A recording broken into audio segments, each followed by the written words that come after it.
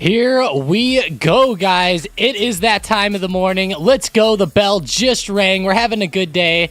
The SPY is actually popping back up ever so slightly this morning, which is not surprising at all considering where we've been lately. So yesterday was one of the most brutal red days that I've seen in a while. I know we've seen a few lately, but man, this week's been pretty good to the upside. Yesterday was something else, though. That end of day move just was like the cherry on top. Corbin, I know, right? The music was nice today. It's called 100 Thieves Hype Tracks. I think they're like some gamers or something like that, but I'm definitely saving it into some of these,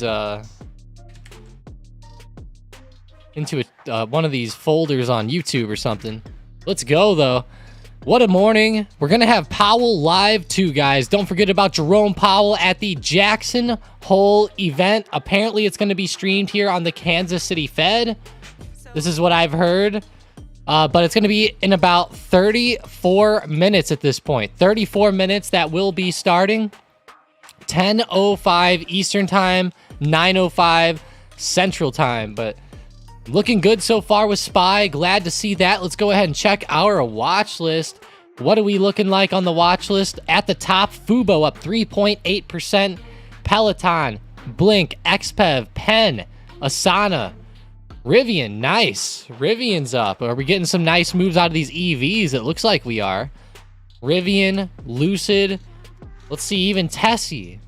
Wow, even Tessie's trying to come back a little bit today. We'll take that. Good movement there. We got that NASDAQ or QQQ also slightly popping up. Now, keep in mind, guys, that the index is popping up right now, like QQQ and SPY. It's a little bit normal just considering the big drop we had yesterday. So I'm honestly not even going to be worried unless we like just explode up to like, 367 plus. But if we just stay around where we are heading into Jackson Hole, then I think Powell could send us pretty much lower. And he could send us lower anyways, but that's awesome. That is good, Xbox. Hell yeah, right on the drive. AMD touched exactly $100 with a pop, did they? Whoa. Literally, like, right. Let's see what the low says. Oh yeah, 100 even. Dang. That is pretty cool, Easy Rider. We knew that was going to be a big level, too. Let's actually look at it on the book map here with AMD. Yeah, you see all those buyers coming in down there? That's 106,000 shares at $100. Whoa.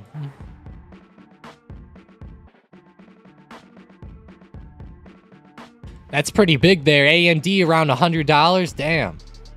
Such a big psychological level, and you can see on the book map why it's such a big level.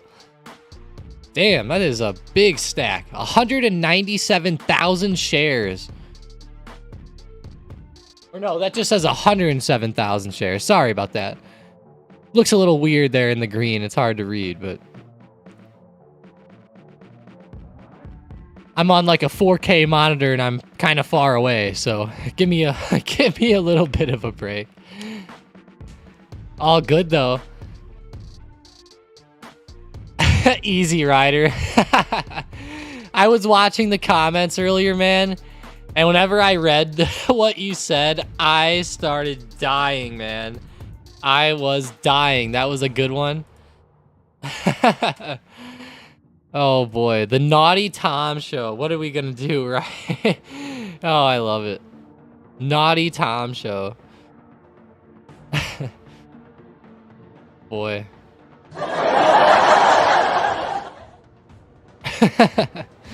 I love those buttons too, they're cool. But so far today, AMD is looking nice off that support, going over to the watch list. Netflix is up 1.77%. Beyond Gaming, DraftKings, or Beyond Meat, I mean, sorry.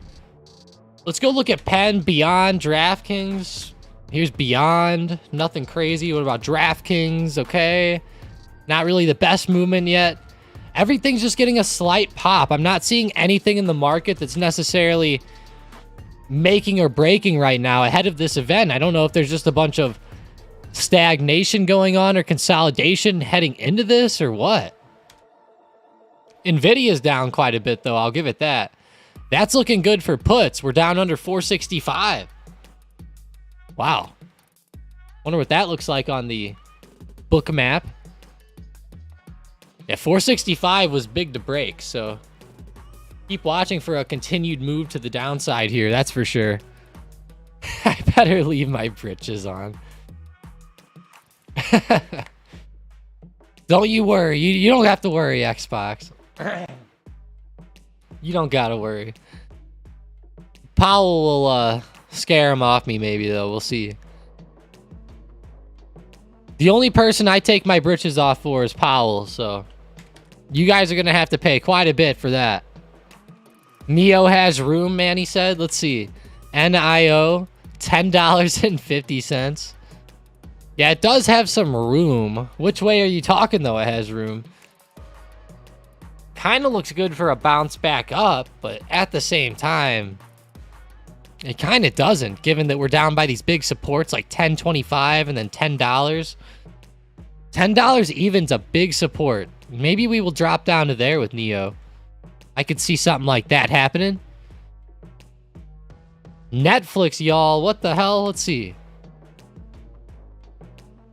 Oh, it's ripping up. Oh, yeah, Christian. This is like one of your dip buy setups, except you would have had to buy it yesterday at market close.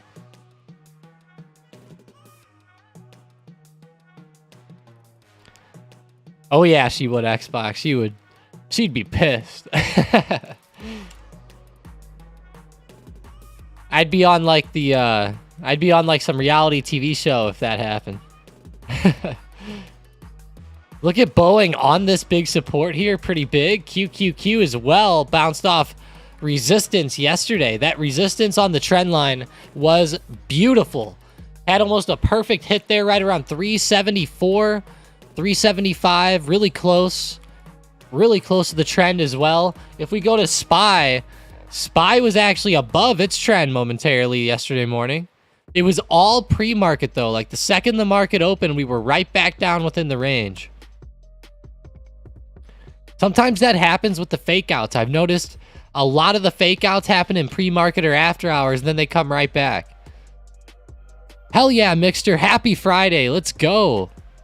Let's go. Let's get everybody going this morning. We're going to have Powell speaking. I wish that I could get like a Jerome Powell button made. I might need to.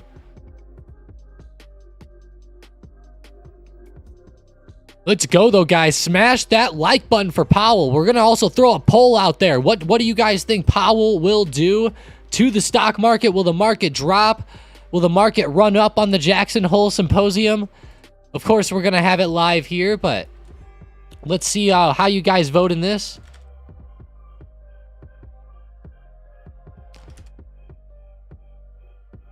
All right. We're going to have pop, drop, and roll. No, pop, drop, neutral, and we'll say explode, explode. All right, let's see how you guys vote in this poll. Vote it up. Vote it up. Vincent said, pulled the trigger on your subscription this morning. Hell yeah, Vincent. Let's go. Let's go. Hopefully you got access by now. Hopefully you did. Appreciate you joining up though, Vincent. And hey, by the way, if you ever need anything, feel free to send me a direct message on Discord. I know that it's a little bit difficult to get to all the direct messages all the time, but I'll get to you. Just send me some messages if you need any help or anything like that. I'm always down to help anybody, especially anybody who is in the premium section. Good shit though. Easy Rider said Christian got in on that Netflix pullback for a quick scalp. Uh-oh. Easy Rider, you did? Nice. It's coming back up now. 416. Maybe he'll hit 418 soon. Haha, Vincent said, gotcha. Let's go. To the upside, a call. I figured. Hopefully it hits 418 here. 430 is a pretty big resistance coming up around with 436. It would be nice to recover back there. Would be just about perfect. VFS, what is going on there? At first I thought you said yes, Mixter, but you said VFS. It's going up again. New highs of the week, up 18%. That is going to be huge. VinFast Auto. If you guys haven't seen this, it is a funny company right here. I believe it's a Vietnam-based EV company. I'm pretty sure it's Vietnamese. And the weird thing is that I saw the company was owned by 99% was owned by one man. That is pretty big. 99% of the company was owned by the owner. So, or the founder, I guess. But that is pretty insane. It's not every day that something like that is said. 99% of the company. But I thought the vehicles actually looked pretty good. I see how they could get some hype. Especially if something, you know, was going on with the company. But it's cool to see them running the way they are. 19% just... I think that they're actually the third largest automaker in the world now. Which is pretty freaky. They only sell like 1,000 cars a year. Let's see if we can find Jackson Hole real quick. Oh, yeah. Got it right here on CNBC. Just pulling it up, getting it ready. Gonna be a big event. Vote up in that poll. Come on, let's get to like 40 votes, guys. Let's get to like 40 votes in that poll. Drop is winning by a long shot after 18 votes. 61%. That is something else. Christian said SM bot working. Uh-oh, is it not working? Let me go double check. Let me double check. It should be though. Yeah, you know, Christian, it's working. I think it just is, I think it's just going through its pre-market, what would you say? Pre-market / first 5 minutes, I would say like thinking, you know, consolidation time, I guess, Christian. You know, it's probably going to turn on here in a minute. We'll see. Give it like 2 more minutes, I think.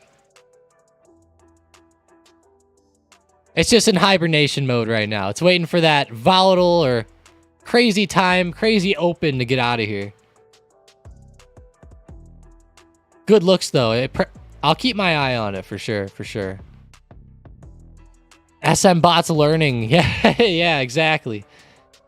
Machine learning, guys. That's what's going on.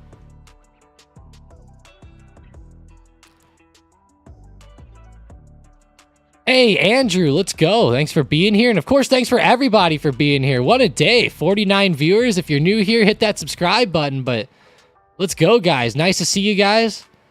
Gonna have Powell here in about 20 minutes or so.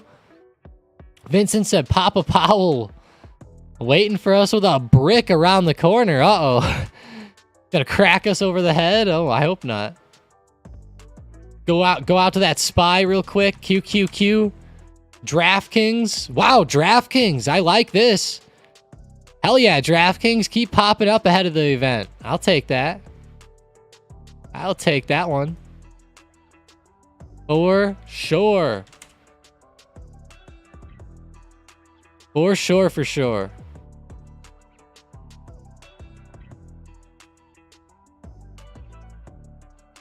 Man, watch Boeing right off of the trend.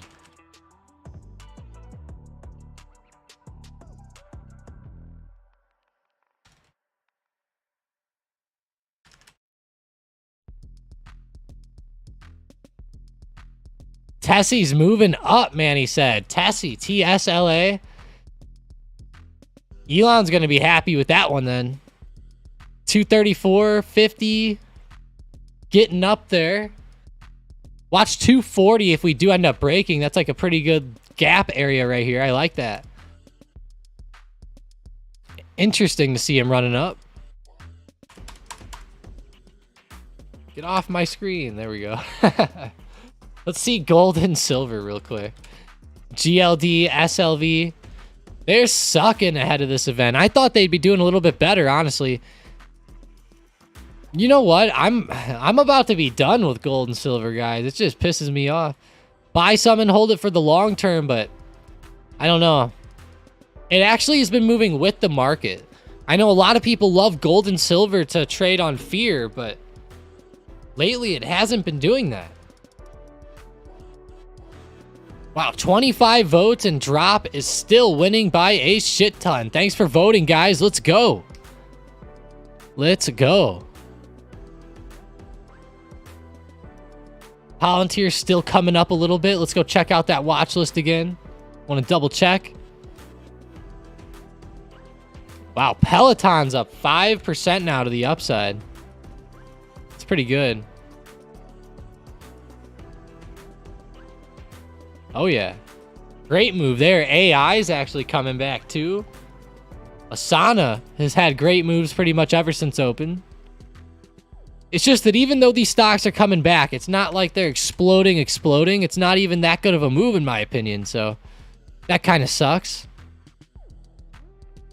Yeah, and it's not just GLD. It's just gold in general, right? Gold and silver. They've both been acting a little weird lately with their movement. It was better last year. Like last year, they were exploding. You know, oil was exploding.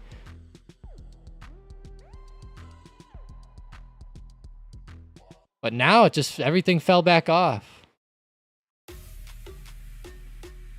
It didn't move up like oil did, though, but at least not silver. I think gold did. Yeah, gold had the good move.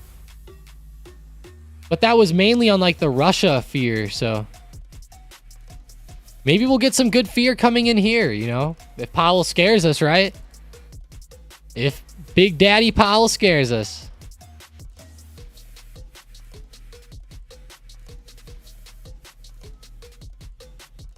We go live every day at Market Open, though, so if you're new here, make sure you check us out every single day.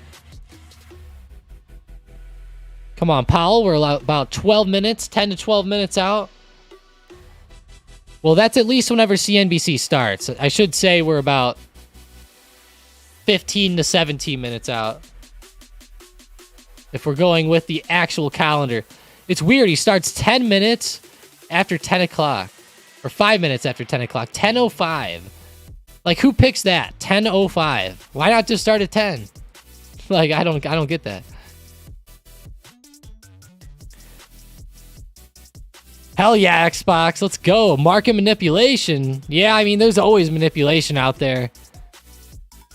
I don't think that that's necessarily what's going on with gold and silver, though. It could be.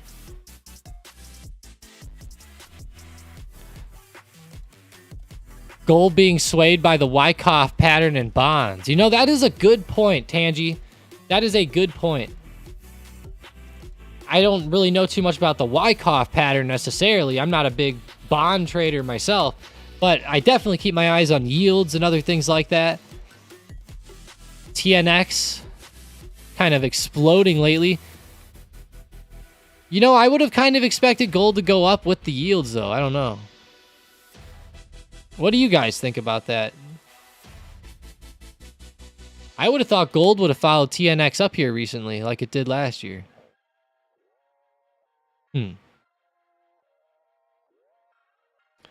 March, April, May.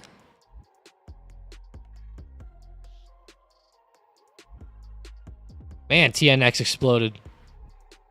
These yields are just wild. I don't know if you guys have been seeing this, but those mortgage rates are insane. They're like the highest level since 2020 or something like that.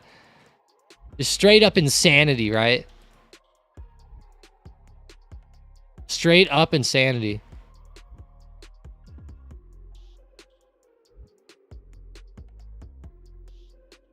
Theory being gold will trail.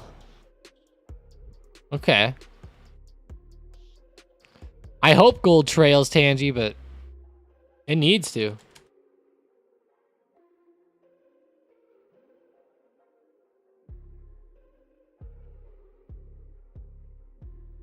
Always good to see more.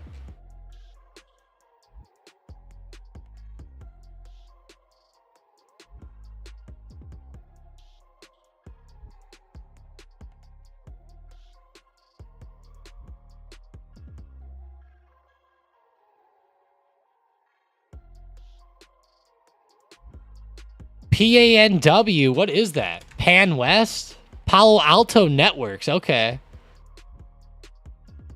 Forgot about this one. 229.80 right now. I don't know. I don't know how I feel about this. If you guys see any stocks that are exploding that we can check out before Powell speaks, throw them out there. I will be so happy to check them out. Let's check out those banks, though. Citigroup, Bank of America. Damn. Down hard today. JP Morgan. Come on, JP. Do better than that for us.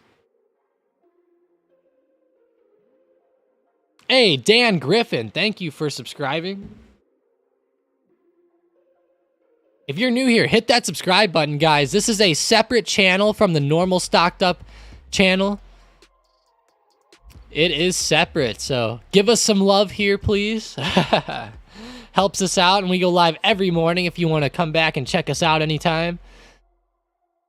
I'm always going over whatever stocks are moving the most and following that momentum generally. Boeing's about to break that trend line right here. Let's go. Let's go.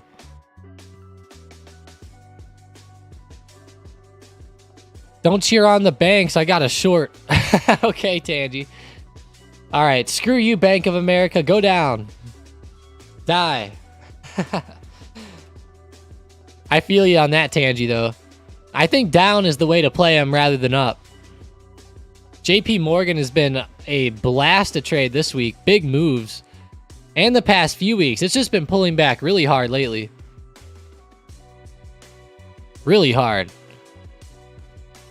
50 plus viewers, though. I gotta give us a round of applause for this one. That is something else there. That's looking good. Thank you, guys. Of course, hopefully Powell makes you happy, right? Let's hope Powell gets the hype going. Hey, I am Mike. What's up? Ponzi Zombie. I like the name. F them banksters. Oh, I like it. Has the chop. Give him the old axe, man. That's for sure. Tesla's popping nice. Let's see. Hey, Fallout. Let's go. Let's go, Fallout. That's badass. If you need any help with it, just shoot me a message. Of course, hey, if anybody out there wants to check out the premium portion of the Discord, I'm going to go ahead and throw the link out in the chat. The bots lately have been killing it. If we bring up the Discord here, we go to day trading. Just check out some of these plays like Baba yesterday, or from a couple days ago, was up 55%. And then we had even better bot plays yesterday. Let me make sure. Okay. A new one hasn't came out yet, so I'll show you real quick. It came out with SQQQ calls yesterday. That exploded. Baba exploded. Moderna exploded as well. Wasn't necessarily a huge play, but it worked out well. Tesla. I mean, man, it's like 5 for 5 on the past 5, 6, 7 call-outs. Look at this one. Bank of America exploded.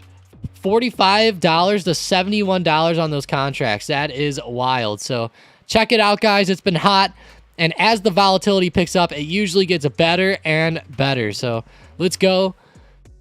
Matthew McConaughey. Oh, yeah. All right, all right, all right. I love that Xbox. My favorite one. Saul says, when does it start? 10:05 a.m. Eastern Time or 9:05 a.m. Central Time. That's at least what time it's slated for. Sometimes these things are delayed a little bit, so if it is, give us a break. But we will have it when it starts. I have the CNBC stream ready to go in the background.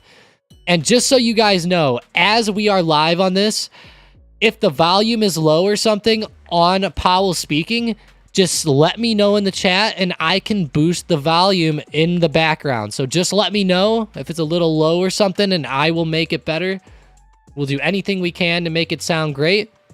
Sometimes even like CNBC, sometimes their volume just sucks. So then I have to edit theirs even just because it just is low to begin with. But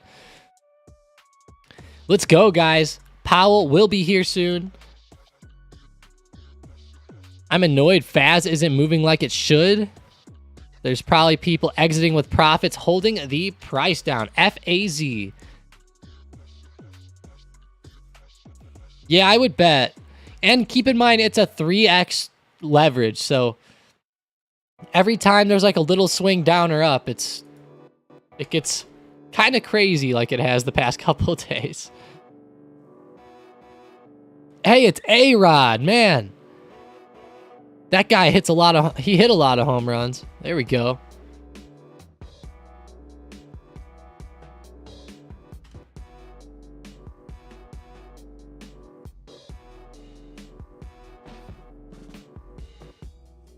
Let's go, guys.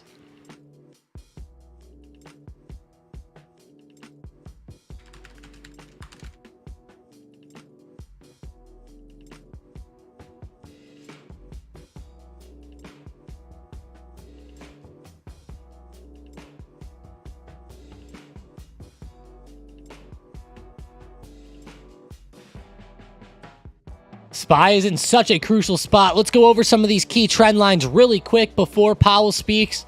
So SPY has been following the trend here to the downside in a pretty good way.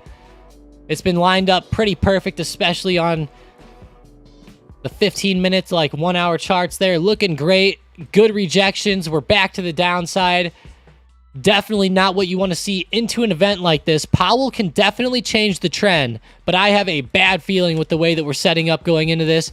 Even QQQ, right off of the trend as well. Big rejection back down yesterday.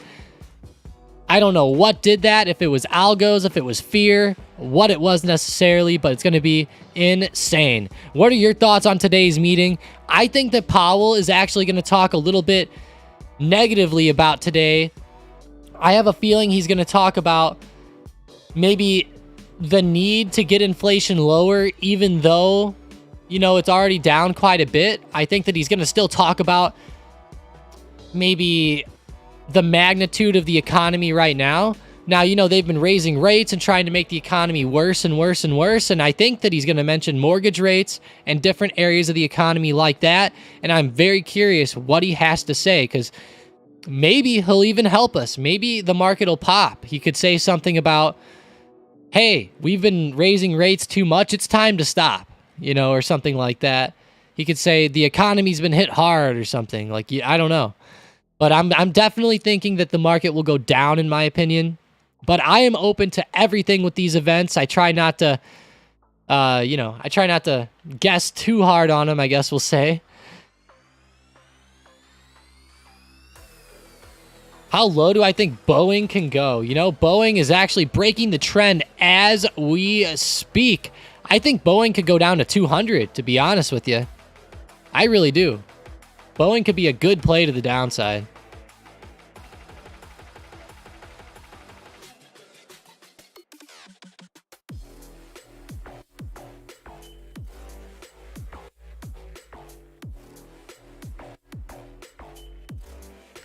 Hang on 1 second, guys.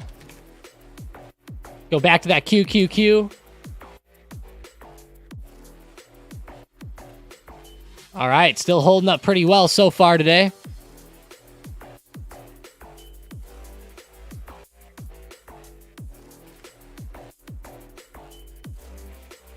We're going to be going crazy here in about 2 or 3 minutes. Let's go.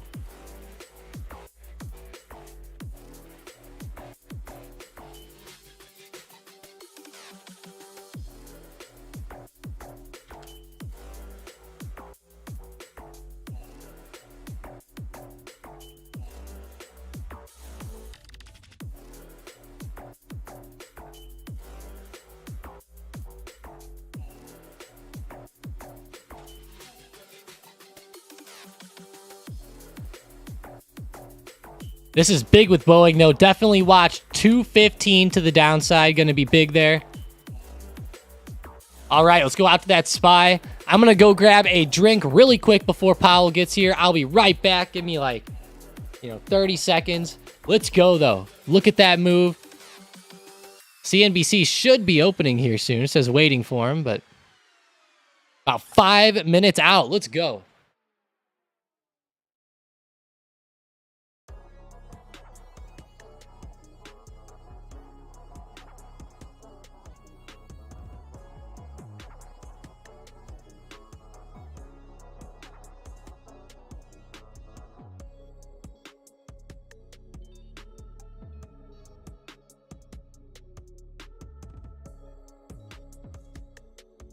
All right, we are back.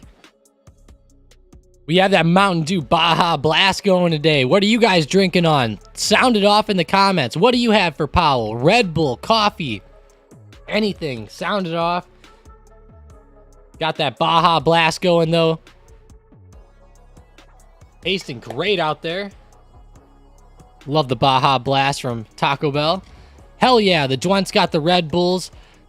Bravo invested in Lucid, 1,000 shares. Whoa. Dang, Bravo. Let's refresh this real quick.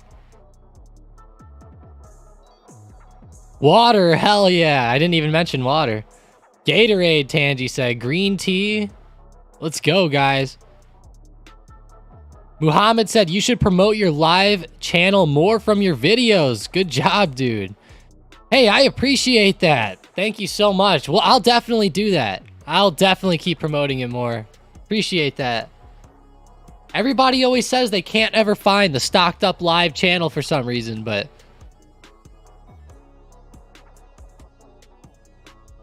I post it every single day in the Discord 5 minutes before the market opens, just so everybody knows.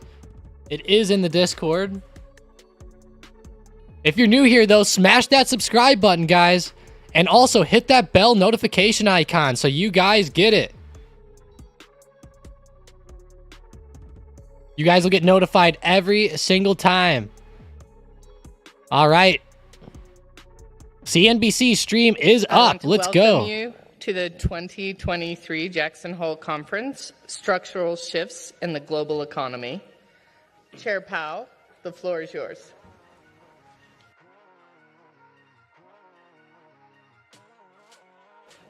And I know brief. Thank you, Betsy, and good morning, everyone. Whoa, that spy is popping. What'd they do? At last year's Jackson Hole, I gotta refresh that. bit longer, there we go. The message is the same. It is the Fed's job to bring inflation down to our 2% goal, and we will do so. We have tightened policy significantly over the past year. Although inflation has moved down from its peak, a welcome development, it remains too high. We are prepared to raise rates further if appropriate and intend to hold policy at a restrictive level until we are confident that inflation is moving sustainably down toward our objective. Today, I will review our progress so far and discuss the outlook and the uncertainties we face as we pursue our dual mandate goals.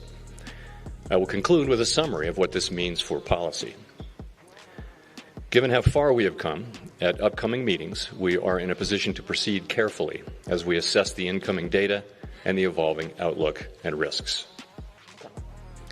The ongoing episode of high inflation initially emerged from a collision between very strong demand and pandemic-constrained supply. By the time the FOMC raised the policy rate in March 2022, it was clear that bringing down inflation would depend on both the unwinding of the unprecedented pandemic-related demand and supply distortions and on our tightening of monetary policy, which would slow the growth of aggregate demand, allowing supply time to catch up. While these two forces are now working together to bring down inflation, the process still has a long way to go, even with the more favorable recent readings. On a 12-month basis, U.S. total or headline PCE inflation peaked at 7% in June 2022 and declined to 3.3% as of July, following a trajectory roughly in line with global trends.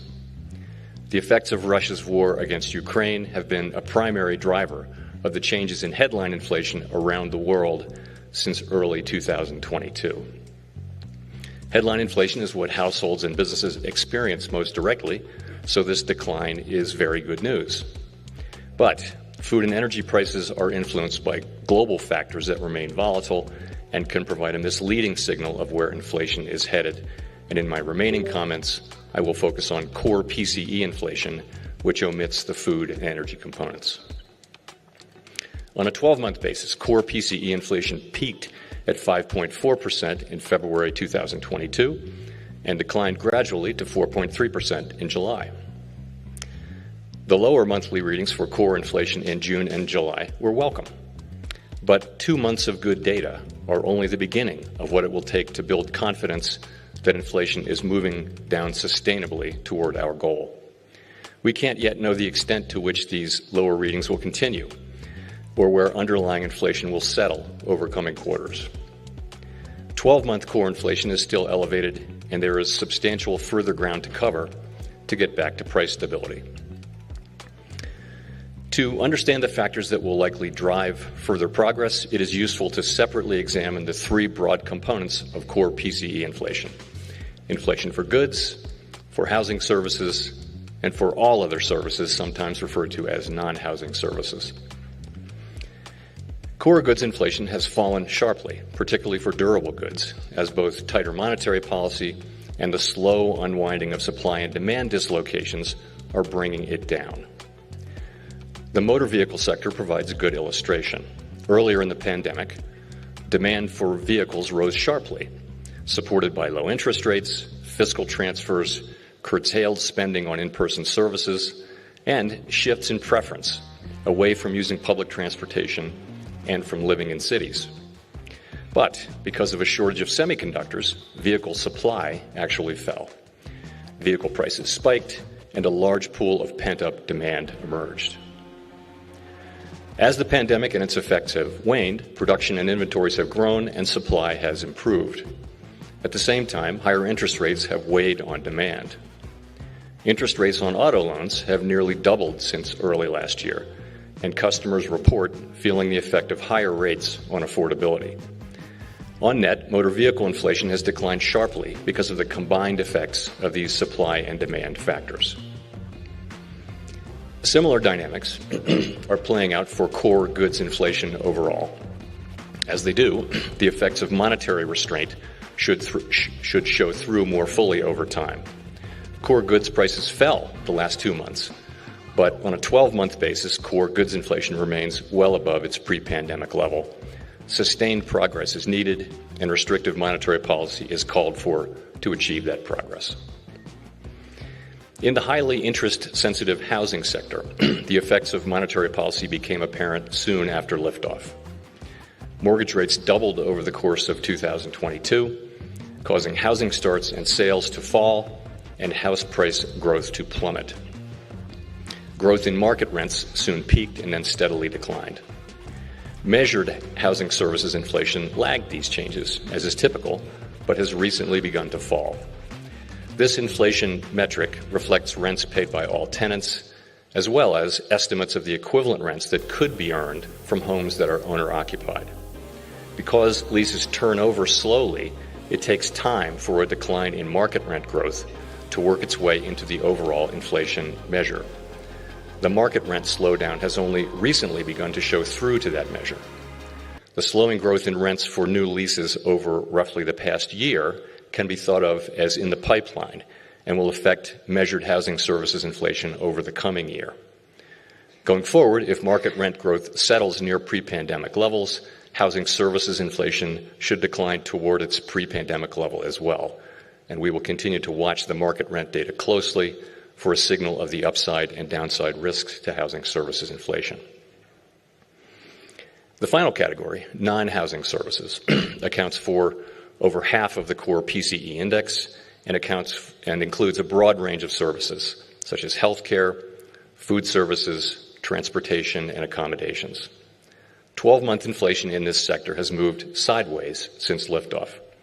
Inflation measured over the past 3 and 6 months has declined, however, which is encouraging. Part of the reason for the modest decline of non-housing services inflation so far is that many of these services were less affected by global supply chain bottlenecks and are generally thought to be less interest sensitive than other sectors such as housing or durable goods. Production of these services is also relatively labor intensive, and the labor market remains tight. Given the size of this sector, some further progress here will be essential in restoring price stability.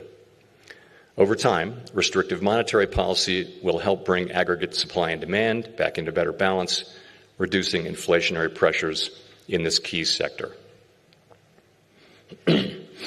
Turning then to the outlook, although further unwinding of pandemic-related distortions should continue to put some downward pressure on inflation, restrictive monetary policy will likely play an increasingly important role. Getting inflation sustainably back down to 2% is expected to require a period of below-trend economic growth, as well as some softening in labor market conditions.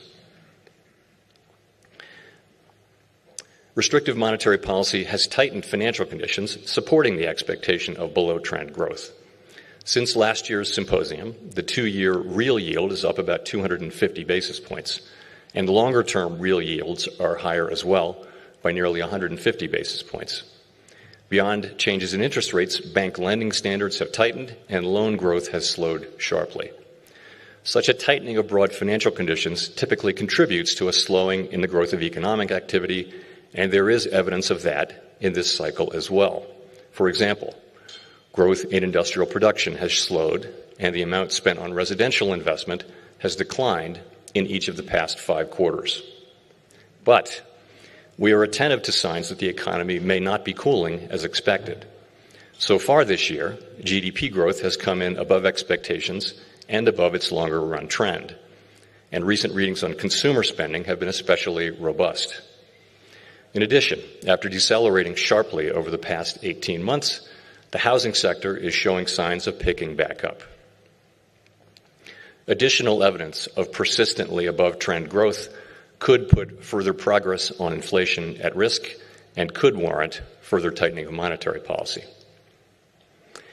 The rebalancing of the labor market has continued over the past year but remains incomplete.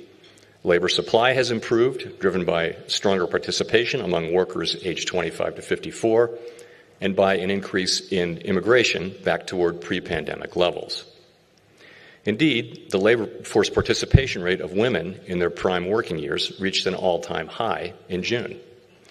Demand for labor has moderated as well. Job openings remain high but are trending lower. Payroll job growth has slowed significantly. Total hours worked has been flat over the past 6 months, and the average work week has declined to the lower end of its pre-pandemic range, reflecting a gradual normalization in labor market conditions. This rebalancing has eased wage pressures. Wage growth across a range of measures continues to slow, albeit gradually. While nominal wage growth must ultimately slow to a rate that is consistent with 2% inflation, what matters for households is real wage growth. Even as nominal wage growth has slowed, real wage growth has been increasing as inflation has fallen. We expect this labor market rebalancing to continue. Evidence that the tightness in the labor market is no longer easing could also call for a monetary policy response. Turning to the path forward. 2% is and will remain our inflation target. We are committed to achieving and sustaining a stance of monetary policy that is sufficiently restrictive to bring inflation down to that level over time.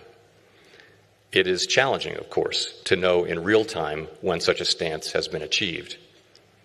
There are some challenges that are common to all tightening cycles. For example, real interest rates are now positive and well above mainstream estimates of the neutral policy rate.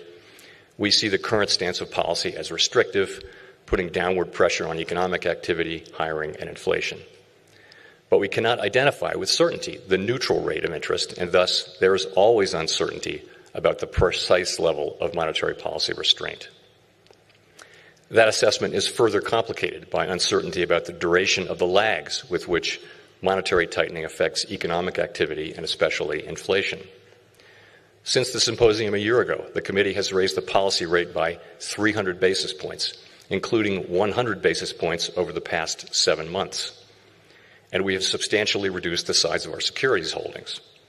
The wide range of estimates of these lags suggests that there may be significant further drag in the pipeline. Beyond these traditional sources of policy uncertainty, the supply and demand dislocations unique to this cycle raise further complications through their effects on inflation and labor market dynamics. For example, so far, job openings have declined substantially without increasing unemployment, a highly welcome but historically unusual result that appears to reflect large excess demand for labor. In addition, there is evidence that inflation has become more responsive to labor market tightness than was the case in recent decades. These changing dynamics may or may not persist, and this uncertainty underscores the need for agile policymaking. These uncertainties, both old and new, complicate our task of balancing the risk of tightening monetary policy too much against the risk of tightening too little. Doing too little could allow above target inflation to become entrenched and ultimately require monetary policy to wring more persistent inflation from the economy at a high cost to employment. Doing too much could also do unnecessary harm to the economy. As is often the case, we are navigating by the stars under cloudy skies. In such circumstances, risk management considerations are critical. At upcoming meetings, we will assess our progress based on the totality of the data and the evolving outlook and risks. Based on this assessment, we will proceed carefully as we decide whether to tighten further or instead to hold the policy rate constant and await further data. Restoring price stability is essential to achieving both sides of our dual mandate. We will need price stability to achieve a sustained period of strong labor market conditions that benefit all. And we will keep at it until the job is done. Thank you.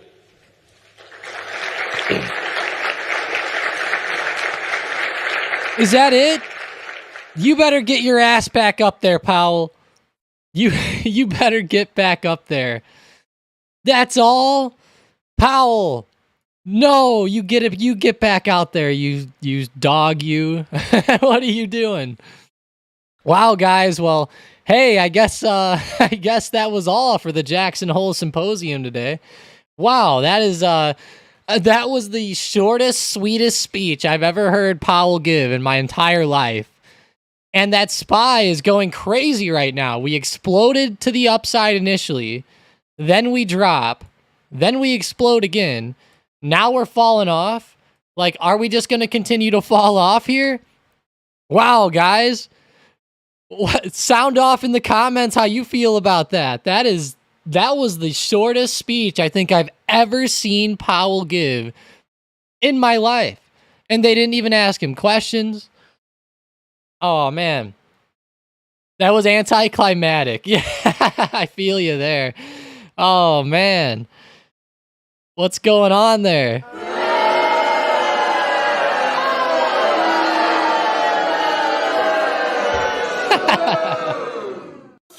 How dare you? Damn it, Powell. What are you doing there? You didn't have to do it like that, but we'll take it, guys. Hey, at least it brought some volatility in, right? It was fun. We all got to join up here, have a good time, right? Hey, at least we got to have a good time. Let's all find some good stocks to trade today. Let's go. If you guys are in here right now, you guys need to be in the Discord. It's free to join. Of course, there's premium portions of it, but join up on the Discord. If you guys have not, we will be in there all day long. So check it out. I'm sure people will be in there trading and going off all the way up to market close. So right here, I'm watching SPY off that 437.80 support down there at the bottom. Definitely going to be a big spot to keep our eyes on here. You know, Powell and his movement, he always brings in a lot of volatility. So we're hoping to see some bigger movements still come in here today. I would say there's still a chance to fall off. You know, the stock is falling down in a big, big way. The market's starting to pull back pretty hard. QQQ's coming down. I'm curious if this will just be like a big wave in the market and then we continue. Apple ran right up into recent resistance and kind of coming lower here. Maybe we'll get a dead cat bounce back down. Very curious to see how this price action goes, though, off of that. What a crazy event. What are you guys noticing as far as stocks? I noticed gold and silver were doing pretty good. But, of course, now that the market's falling back down, it is also falling down with it. So, looking crazy there. He did that last year, too. It was quick. I don't remember that being so quick last year. Damn. Hell yeah, Xbox. Let's go. The stream of J-Hole. Oh my god. Let's go, guys. If you're new here, hit that subscribe button. This is a separate channel from the normal Stocked Up channel, so before you head out, hit that subscribe. We go live every morning at market open, and we also cover most of the big events here. So let's go. Sean said last year, he said pain. Yeah, I know. We were looking at the chart last year, and I was like, oh my gosh, that chart got hit hard last year, and the stock market pretty much just went down from that day onwards. He pretty much said this time we're just going to be cautious, and he just reiterated everything he normally says at the FOMC meeting, I feel like. Didn't you guys feel like that? He literally just kept saying like the same things he says at every FOMC meeting, in my opinion. We'll proceed carefully. We will go forward with caution. We will look at the data as it comes in and adjust. You know, it's like he's a beaten record right now. VXX whoops, Ponzi said. Oof. Does look brutal on VXX, not gonna lie. How's SQQQ though? Okay, we fell down. Now we're coming back a little bit. I'm hoping QQQ can still drop. That's kind of what I'm looking for, but what he didn't say is important. Yeah. Exactly, Tangi. Exactly. Yeah, I know. I think they always write scripts for that type of event.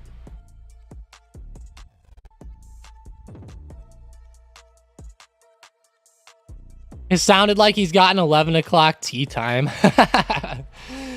Maybe they all are getting ready for their Jackson Hole. I don't know. I don't know what kind of sus things go on at the Jackson Hole, but basing it off the name of the event, I have no idea. It's kind of weird. They go meet out in the woods, right? Let's go look this up. Jackson Hole. They meet like out in the middle of the wilderness somewhere. Like, look at this, guys. It's kind of crazy, actually.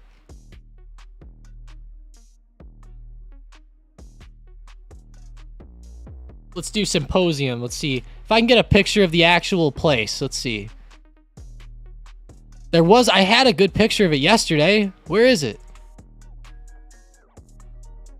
It's just like a big building, like right in the middle of the mountains. It's so silly.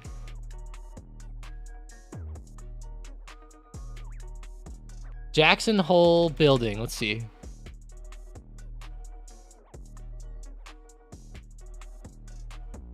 Of course, they're not going to show it.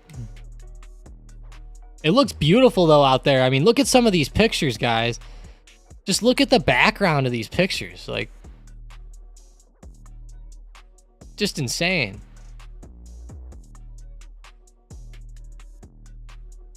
Kind of reminds me of that weird thing where all the big elites, they go meet in the woods. I don't know if you guys have ever heard of that. Black Friday, baby. Uh-oh. See you later, bag holders. Oh, crap. Hey, it's starting to go up a little bit more, though. Look at SPY dying off, guys. Uh-oh. Keep your eyes on the prize, which is SPY QQQ. Starting to come down a little bit harder. Right back down to support, though. Around 437.80. I don't know about you guys, but I feel like we're going to be breaking this to the downside. Definitely pretty insane to see this. Let me know what stocks you guys are watching, though, post-meeting here. Let's look at the market. Peloton's up 6% on the watch list. And it's actually climbing a little higher. Looking good. DraftKings has been doing pretty decent. What about the downside here? Target is down over 2%. That's kind of crazy. Snapchat's down 2%. Now that makes sense. Ooh, Meta's falling. Ooh, getting brutal, guys. Boeing is getting down to 215. Watch that area. I'm watching Boeing for a break under 215 for a bigger drop. That'll be a fun one. The watch list is very mixed. Honestly, most stocks are still to the upside.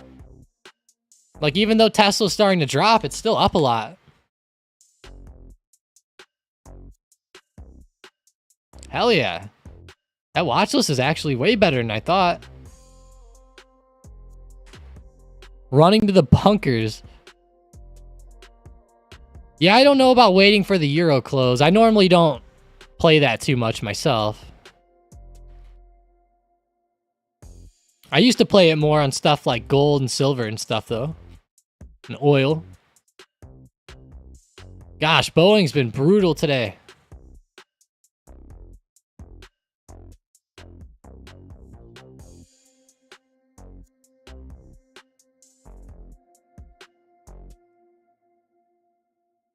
What an event, though, guys. Seriously, appreciate everybody for joining up. I know the event didn't go as everybody probably thought, but it was nice. And if you're new here, hit that subscribe button. Seriously, let's go. Also, hit that bell. Get those notifications going. What a drop-off, though, by Boeing.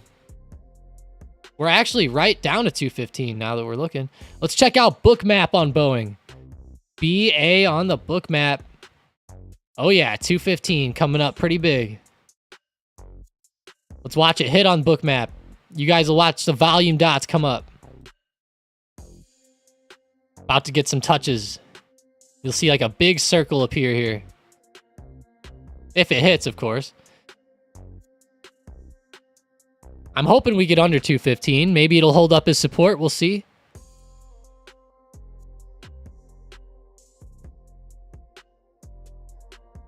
Nice, Carlo. What did you do on Boeing? Were you trading puts, I hope? Hopefully puts, Carlo. I'm going for puts, so that's... Okay, good, good, good. SPY's dumping. It broke support. Oh, no. Oh, yes, it did. I guess I say, oh, no. I should say, oh, yes. How does that one saying go? He's like, my mind says no, but my body says yes. Or something like that. That's what it says. Whoa.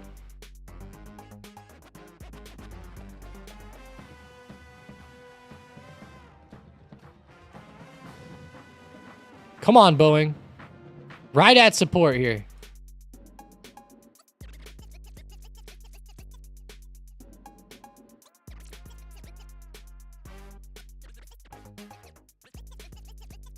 Gotta take a screenshot of this.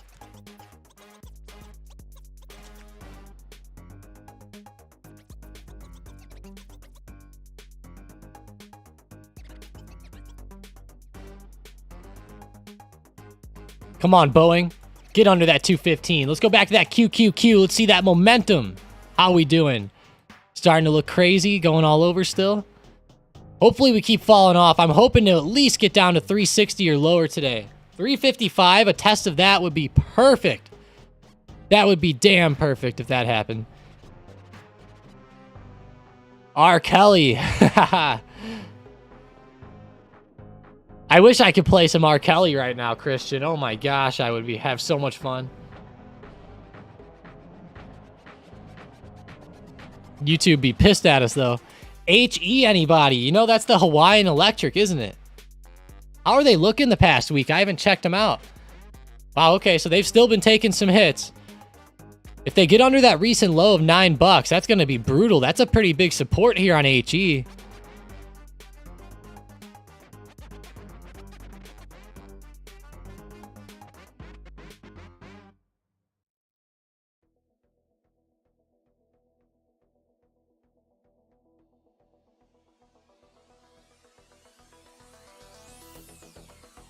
HE just suspended their dividend. Oh my gosh, that's terrible.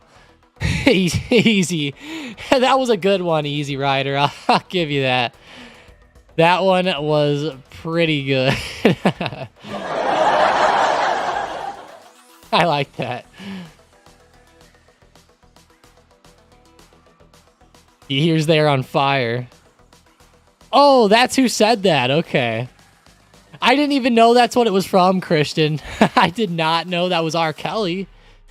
I thought that was somebody from like back in like the 80s disco era or something. That's hilarious, man. That shows my age, doesn't it, Christian? Shit. I heard it the other day and it just had me... I haven't forgotten it since I heard it. It's kind of funny. I think I saw it on like one of those reels or something. All right, Boeing's under 215, guys. 1 minute chart looking brutal. Going out to Citigroup. Of course, if you're playing it, always keep your stops in place. Keep different things like that in the back of your mind. FTS, let's see. Muhammad, FTS. Fortis, nice. Let's see the daily on him. Man, FTS has been brutal lately. Why have they been falling down so much? Wow. Yeah, short term, this one's kind of rough here. I would say falling off to the downside a little bit. Be a little careful. Be a little bit careful. Yeah, I don't know if I would touch this one myself. I wouldn't.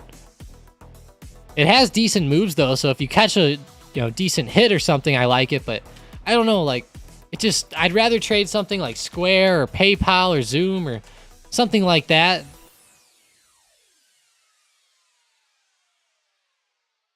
Dow just went red.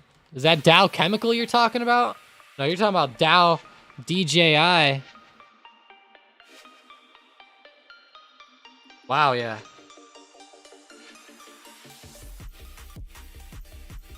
Definitely went red. Those are some brutal red candles there. Like 34,075? That sucks. Yeah, DJIA. Dow Jones Industrial Average. Scalping 0-day FAZ 19 calls. Whoa, Tangy. FAZ calls. Okay.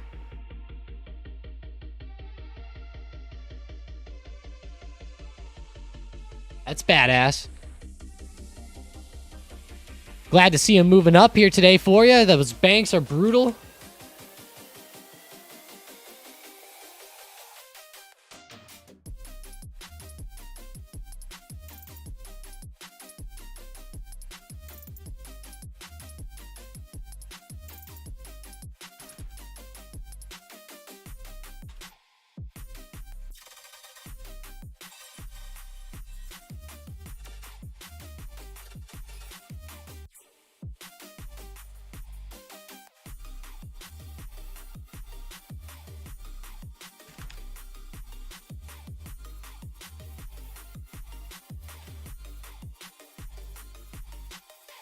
Yeah, I think he kind of just reiterated everything he normally said there. Let's go check in on Boeing here. 215. Still kind of bouncing there, guys. It's starting to maybe bounce at 215. Let's see if it gets under here, though. Come on, Boeing. No fake outs for us. Get a good move down. Keep in mind, guys, sometimes it's good to give or take, like, just a little bit on those supports. With SPY down, though, I would think Boeing would have a pretty good down day.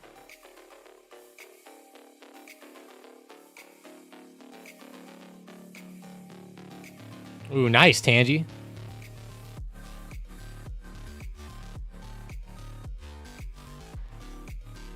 I hope it goes well for you, Tangy. Post it up in the Profits channel later if you don't mind.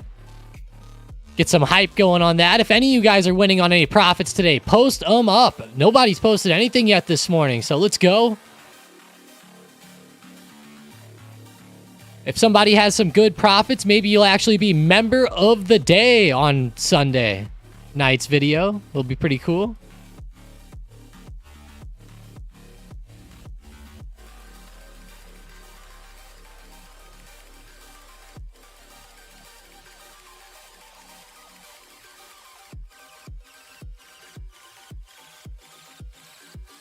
TMF is dropping. What's the next support for BA? So yeah, of course, 215. We're still keeping an eye on that. If we get under 215, though, let me go back in time. Under 215. I'm seeing 213.33, 213.30, somewhere real close to that. But the bigger level under there is going to be 210. 210 or 210.50. Somewhere really close to 210, though. Maybe even 211, you could say.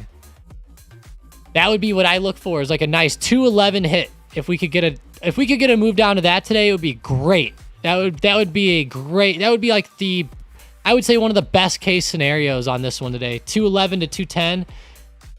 But even a drop down to like 213 would be fairly good. You know, that would be a really good scalp if we could even get to there.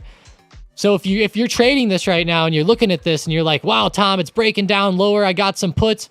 Maybe at 213, trim some of your puts, right? Trim a couple and then continue to hold. You know, if the momentum's still there and you still see the stocks dying, maybe continue to hold a little bit longer and let those bigger moves start to play out a little bit. But I would definitely trim a couple at some point to lock in some gains. That's the big thing. Lock in some gains, then just let a couple go. Oh, the humanity. King Dollar and VXX. King Dollar, DXY. How is the dollar? Oh my God, it's exploding. Of course.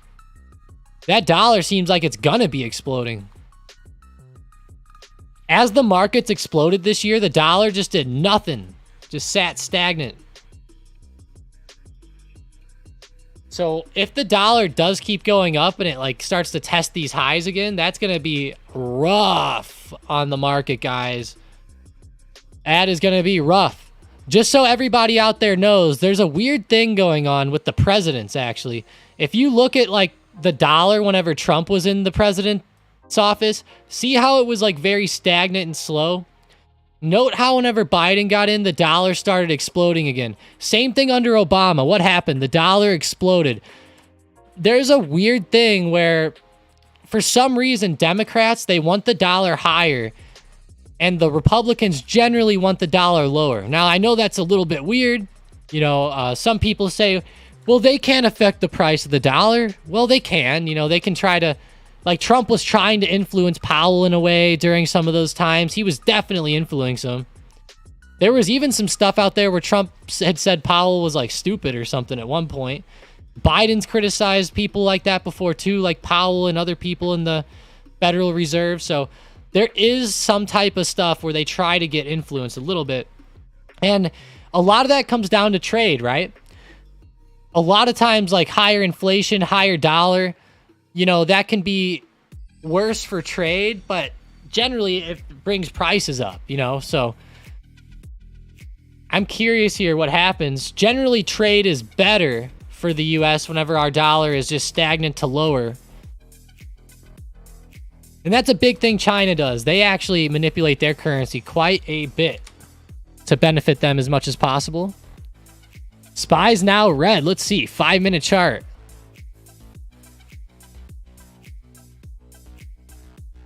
Yeah, it's down. Boeing just kind of confirmed off 215. Let's hope that's a confirmation. Mario said, good morning, Mike. What do you think of PANW stock for puts? PANW.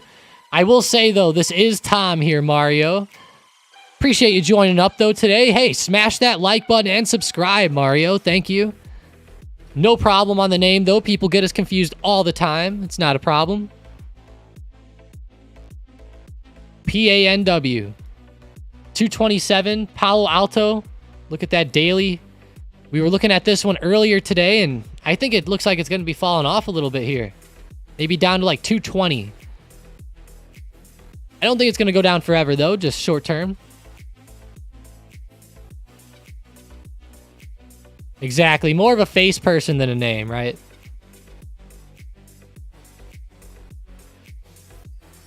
Hey, Sammy.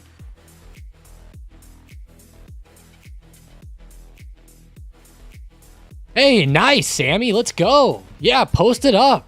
Post it up. That'll be awesome. If it's badass, we'll get you member of the day. Muhammad says, not trying to be creepy, but I like your voice. Oh, shit. In what kind of way do you like it? I guess that's depends on what's creepy or not. I appreciate it, though. I actually just got a new mic a couple weeks ago, so that might be why you like it. Hopefully I don't sound like a woman. That would be that would be sad. Although I've heard that before, I wouldn't be too surprised. Said it's soothing. Okay. Cool, cool. I got a new mic. Please take a look at APLD. Let's see. APLD. Applied Digital Corporation. I've never heard of this one.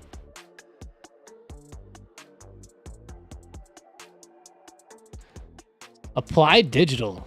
That daily chart looks rough, though. It's coming down really hard. It's like one of those penny stocks that exploded.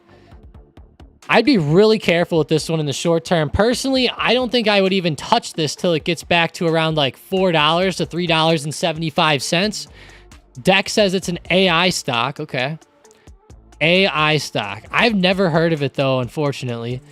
What I would say is it's way too volatile in the short term, and it's been wild. So I would definitely wait on this dip and then start to pick up some shares, maybe a little bit lower.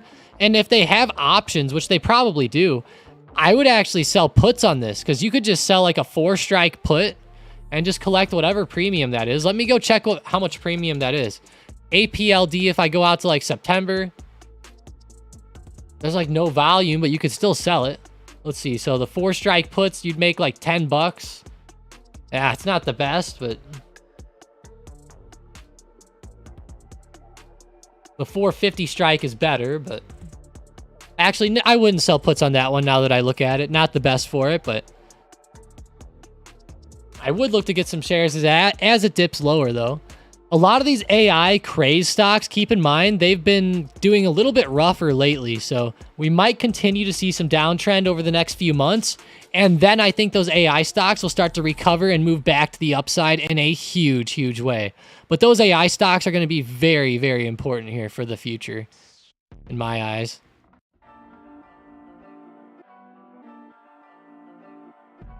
Let's check out that Boeing again. 214.32. Let's go, guys. Keep going down, Boeing. The more, the merrier. Let's check out the book map.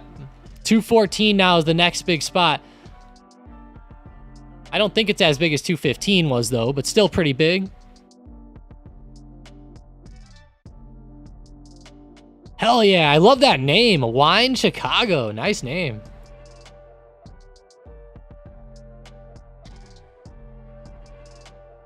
Hell yeah, Purdy's. His credit spreads, 94% returns on the credit spreads. Well, very nice, Purdy. Very, very nice.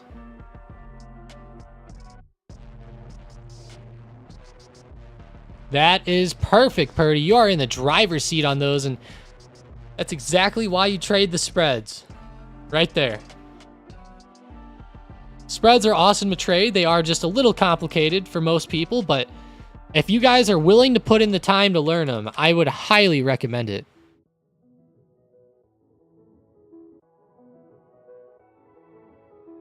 Hell yeah, Sammy just posted he just dumped his SPY puts. Beautiful, Sammy.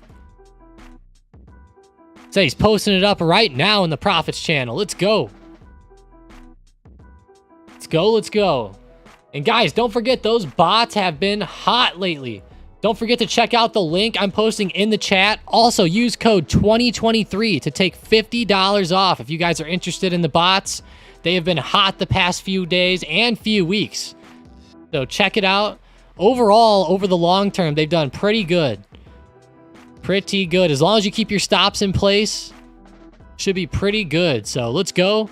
Check it out. You get the bots, you get swing plays, bonus day trades by me, premium selling setups, the SM bot screener, commands, all types of stuff. Check it out. Now that my e-bagging is out of the way, though, Palantir starting to fall down to $14.10. There we go. Go over to SPY real quick. Oh my gosh, guys. Big red candle just came in on the 1 minute. Like, we've been moving lower, but now it's down like a shit ton. Let's go. Hell yeah. Purdy, that's awesome.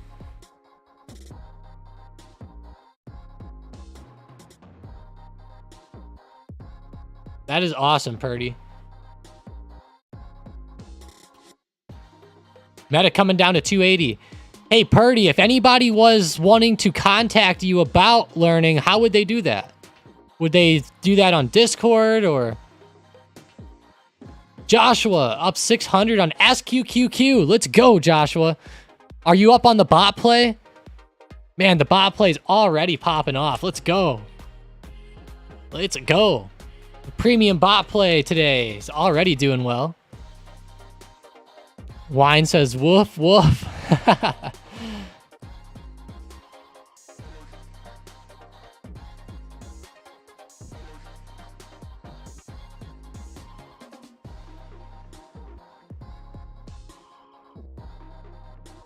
Man, SQQQ, gotta love that. Spy's just looking beautiful there. QQQ's looking great too. What a day in the market.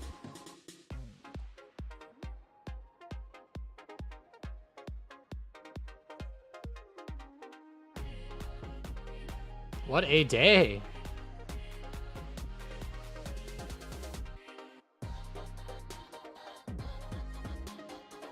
Look at QQQ going. Look at that 1 hour chart.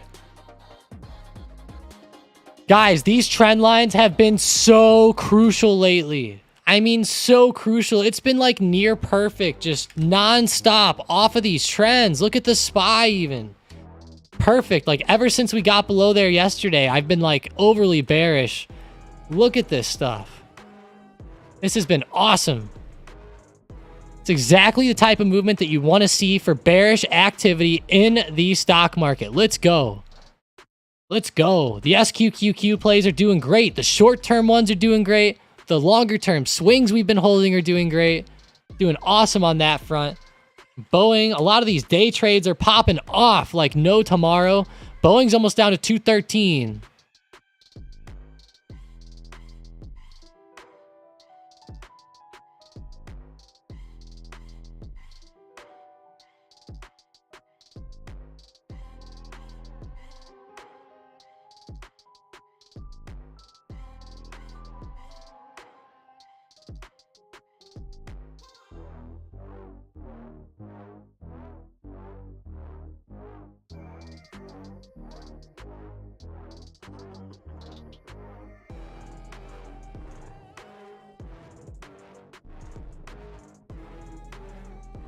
Let's go see Meta real quick. Someone asked me about a big support coming up there.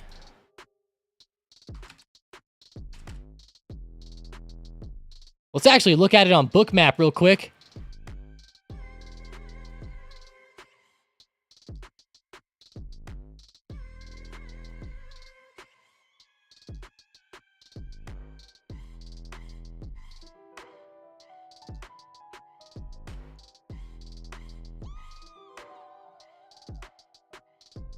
Yeah, 280 is going to be big on Meta here. Let's see if that thing breaks. It's going to be tough. Like I said, though, on Boeing, might not be bad to trim some here around 213.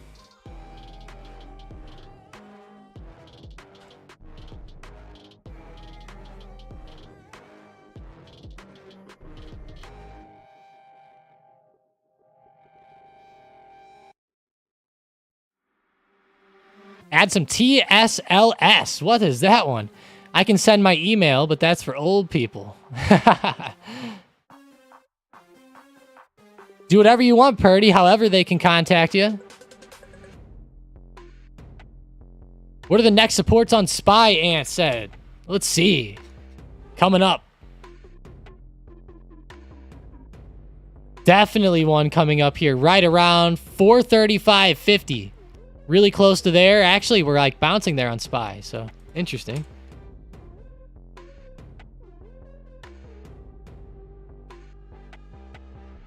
Damn, QQQ.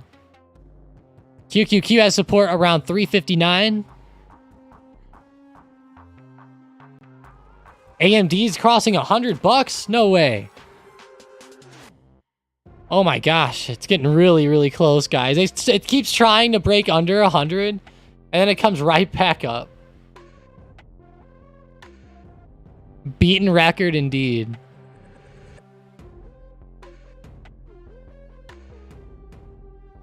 Yeah, let's see. Next support for BA. So 213, of course, like I said. Let's see the hourly. What was I looking at earlier? I was looking at 211 and 210 next. So under 213, I was eyeing up 210 to 211, somewhere right around there. You know, 212 even has some at it, but I would really want to see like 211 get hit today. We could. That would be the best case scenario in my opinion.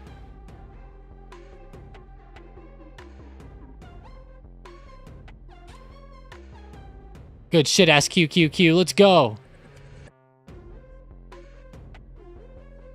I'll tell you guys what. If QQQ is able to get under this low around 355, once we have that next big drop down or the next big run down, that's whenever I'll be taking a lot of my profits or exiting the final portion of the SQQQ swing, if anybody has been following that. So I would be looking for a drop under 355, down to 350 or even less. Maybe 340 would be ideal if we could get down to at least there. 340 would be the best idea there. And SQQQ, if it gets down to 340, I would guess SQQQ would be at like 24 to 25. So let's see what happens with it. Come on, SQQQ. Let's go with these swings. I know a lot of you guys have been following the swing that I posted a long time ago and that we talked about too.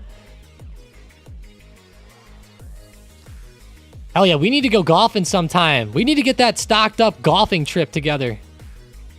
Or the Vegas trip. I'm definitely down for that. As long as nobody tries to like, assassinate anybody while we're there, then we'll be okay.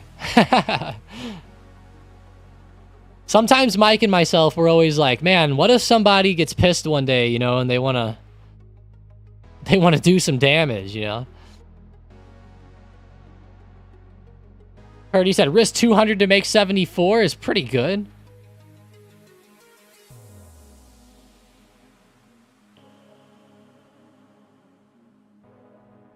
Nice. Yeah, and when you say risking 200, that also means like if you lose everything, right? Then you lose 200. So like in reality, if you're not, you know, letting it go to zero, then you're not even risking that. So I love it, Purdy. 280 broke on Meta, guys. Whoa. Holy crap, it did. Going down with the quickness. I'm actually loving this movement. Let's go. All right, all right, all right. I'll tell you what, Powell was fucking boring, but this is awesome. Let's go. Shout out to everybody who stuck around right now. We still have 55 concurrent viewers out there. If you stuck around, you are the ones out there catching the good movement right now, probably. Everybody else left early. Probably went to go get breakfast or something. Let's go. Shout out to you guys.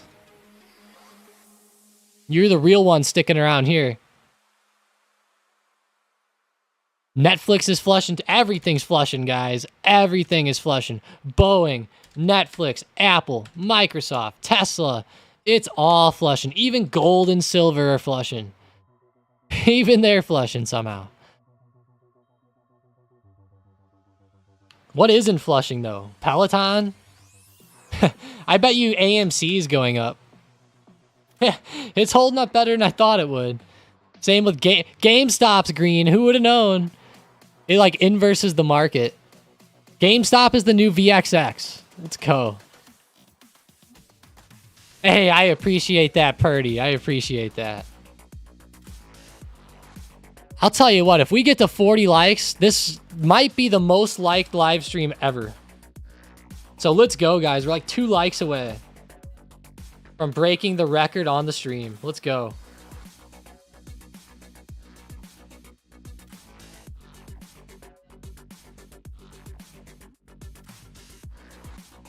It went back up above 100, he said. Uh-oh. It's all right. It's just sitting right there. It looks like it's going to break it down to me, so I'm watching it down.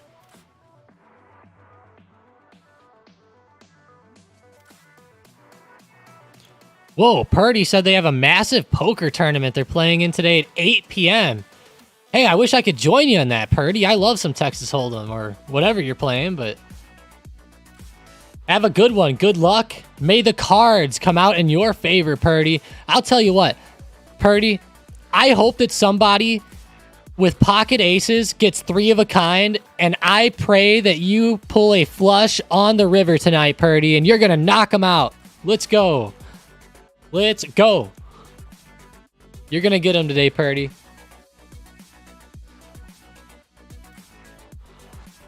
Boeing is getting smacked. BA, let's see. Down to 213 even now, guys. This was my target, so be ready here. I think it's going to go lower, but I would definitely trim some here and then hold some contracts to let them go. Trimming is never a bad idea.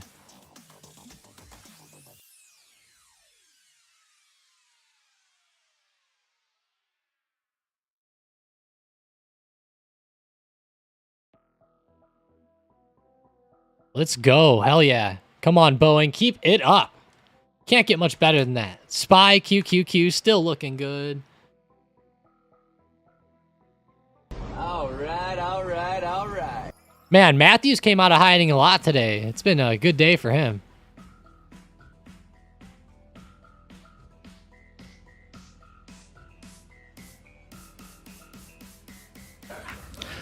I'm not leaving. I'm not fucking leaving. I love that button too. One of my favorites.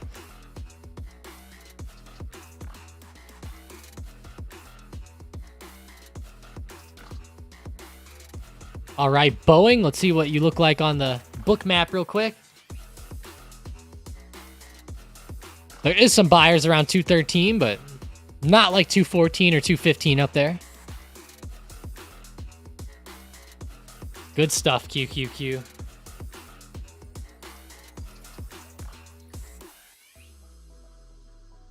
So fun seeing momentum like this.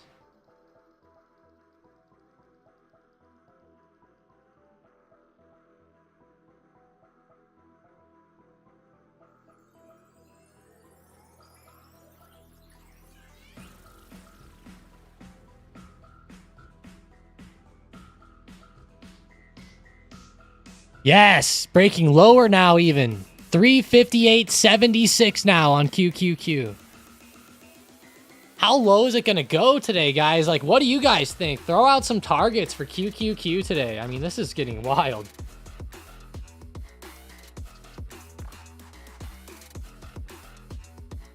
I'm up 90% on SPXS and 83% on SQQQ, so damn. I remember, if you guys remember, I entered this on the stream, like, I don't know when, like right at the top, to be honest with you. Here's when I entered. I'll show you guys on the chart. On SPY, I trusted my trend lines, as I always do, and I entered right up here. As we broke down, one of these first days, I entered on the trend line break. It's been beautiful so far. Beautiful. These trend lines are perfect lately, guys. If you're not a trend trader, you need to check it out. Like, and not even if you don't necessarily agree with the trends, just start plotting them. I'm serious. You guys will start to notice so many more things and so many more opportunities out there, and you'll start to see these hits happen at just the right time sometimes, and you'll be like, is it, why would it hit there, and then out of nowhere some bad news came out, right? Or sometimes I feel like the market might drop, and then maybe the news just gets blamed for it or something like that. There could be a lot of different scenarios like that going on. Like, imagine this. Imagine if like a bunch of hedge funds start dumping today. What are they going to do? You don't see headlines ever that say, oh, the hedgies are dumping today. No, you never see that. You never see that. They'll say, stock market down because Powell said blah, blah. You know, they never say, oh, the hedgies are dumping. You know, keep that in mind. I can make better trades when the market drops. Exactly, Ant. It is a lot better. Yeah, bravo. It's been over for a while, my guy. Good question, though. It's been over for about 40 minutes now. That was one of the shortest speeches I ever heard, bravo. He came out. He pretty much just said, we're evaluating everything, and then he went back inside. It was like a big nothing burger, in my opinion.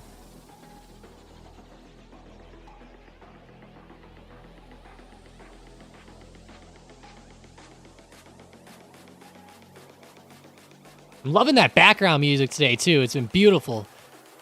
It's the 100 Thieves Hype Track, Volume 2. Pretty damn good. You guys would laugh at this shit. Look at the video for this.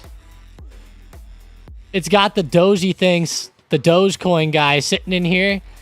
And they're in like a Lexus or something from the future. It's wild.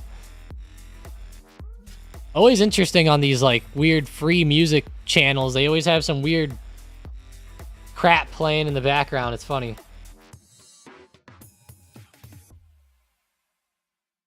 VinFast. How is VFS? I forgot about them this morning. They're actually holding up.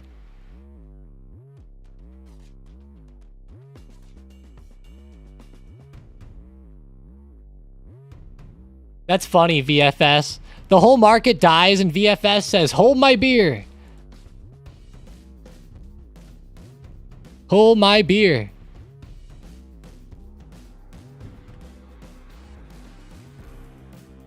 Yeah, I mean, bravo, yeah. Yeah, man. It's been bearish all morning. I don't know what you mean by sell. Like, sell what? But, yeah, I mean, it's been bearish. I don't know if I would sell at this point. It's been going down quite a bit now, but I would say we're nearing the end of the downtrend, but maybe it's just beginning. I hope it is. It would be kind of rare for us to continue down too hard off of this, but I think it's going to happen. If not today, next week or sometime soon. I'm glad Mike got a kick out of VFS. I'm glad he got a kick out of that one. I figured somebody would. Bad news on WBD, Warner Bros. Whoa, whoa, whoa. Yeah, they might have some bad news going on. What's going on with them? Let me check.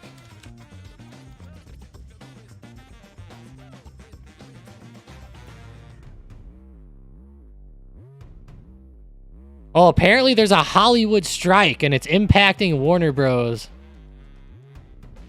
My gosh. I'm not going to get too political here, but I'll tell you guys what. I am sick of the strikes, guys. Come on. How about the UPS guys? We're going to strike so we can make $170K a year to drive a truck.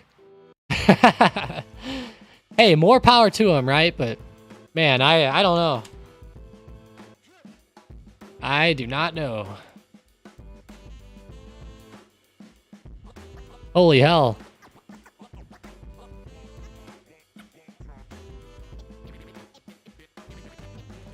Reminds me of that SpongeBob episode where they go on strike. SpongeBob don't even know what the hell it's for, but he's like, we're going on strike.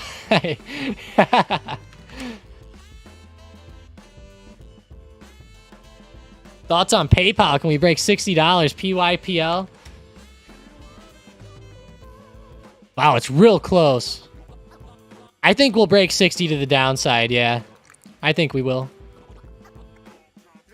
I definitely do.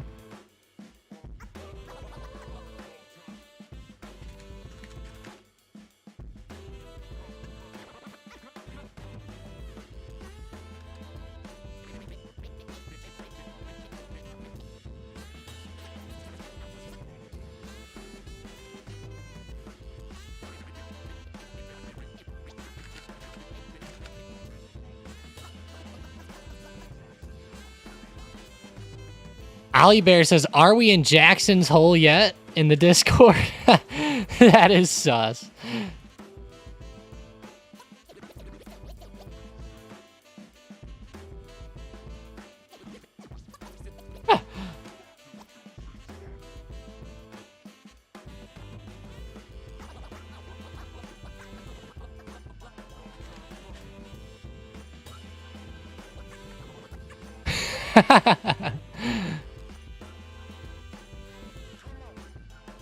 Oh boy. You guys sometimes get me dying out there. QQQ's coming back up a little bit now. As expected, popping back ever so slightly. 358.50 support, not bad.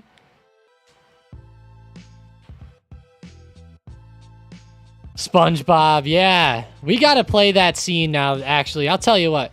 Today is Friday Fun Day. Nobody leave when I play this, please. We have to do a Friday Funny today, and we're gonna do SpongeBob.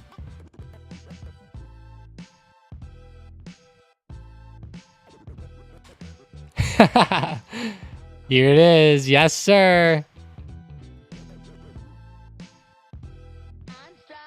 We're going on strike. I still don't know what strike means, but we're going on a strike. Hey, guess what, Mr. Krabs? Me and Squidward are gonna go on strike. A strike? Yeah, You mean you're gonna make picket signs? yeah, And you're gonna make protest speeches? yeah! And you're gonna demand me respect? Yeah! No!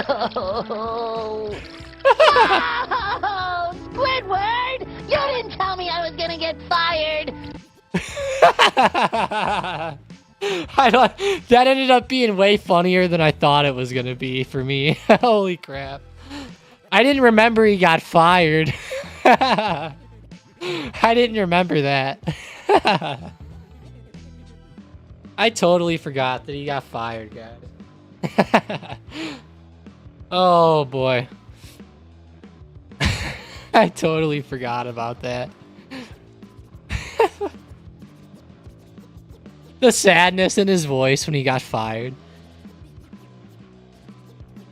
Oh, crap. All right, Spy's starting to come up, though, off the low. What's going on there? Well, Boeing is. Spy is, too. Spy, QQQ, they all are. So the whole market just took a big dump. I think we're just having like a little bit of a move back, maybe up into some resistance here. Like on Spy, QQQ, I mean 360 is a huge level on Spy. Let's see, maybe 436.50 is like this low here from pre-market, maybe there. Maybe even a retest of 438 could be in the cards, but I am definitely looking for a better move down here, that's for sure.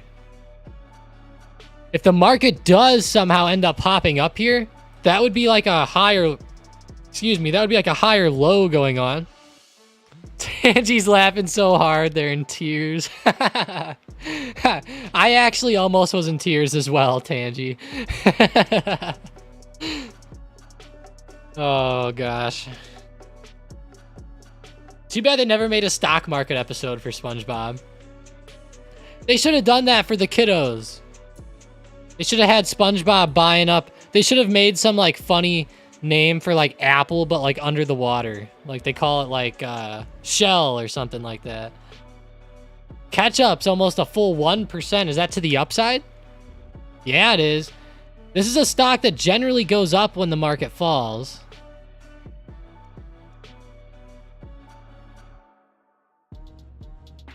Wow, it's starting to base off, Sean, around those supports on the daily. I like that. It's like at the bottom of the range now. It's like a perfect buy opportunity, and you can keep a pretty tight stop too, but I don't know. I really wouldn't on this one. I would just hold it.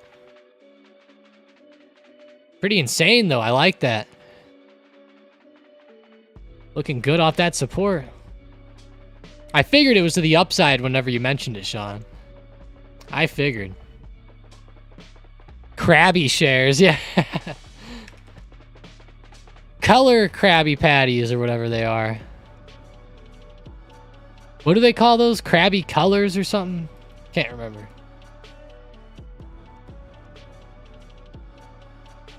All right, LVS.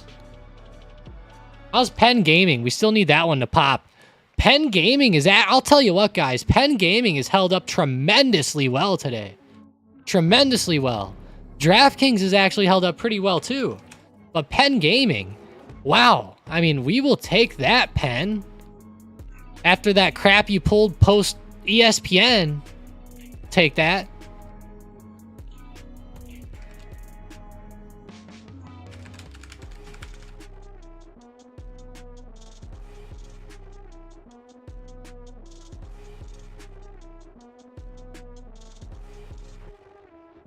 I'm glad to see that with Penn.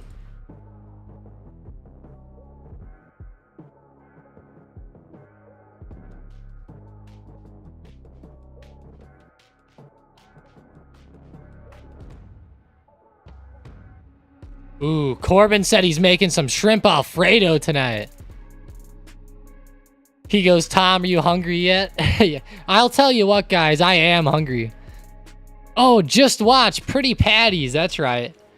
Hey, just watch. I need a refresher real quick. Who were you in the Discord again? I just need a quick refresher. I know you guys always have different names, so I'm a little bit... I know you were associated with somebody I was dealing with recently. Just remind me of your name on Discord, please. But Pretty Patties, that's right. Pretty Patties, that's right. I love the Pretty Patties. One of my favorite episodes. But yeah, I am hungry. Speaking of that, I am starving. No cap, guys. The streams have me doing some intermittent fasting every morning. Or intermittent fasting. Wow. Sean got it down to 34 average on KHC. Beautiful, Sean. Beautiful. 34 is not bad. That's a good one.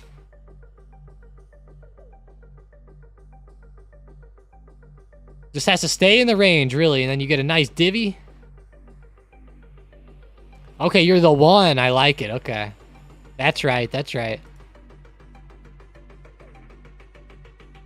That's right. Hey, did you ever get Think or Swim yet? That'd be pretty cool.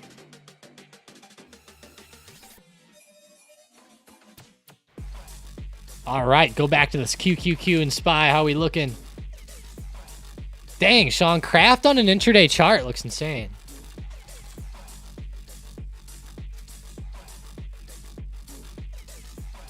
All right, there we go. SPY hit resistance now, starting to come back a little bit lower. Wouldn't that be utterly insane if SPY ran like all the way back up to highs now? If it did, I think I might cry, actually.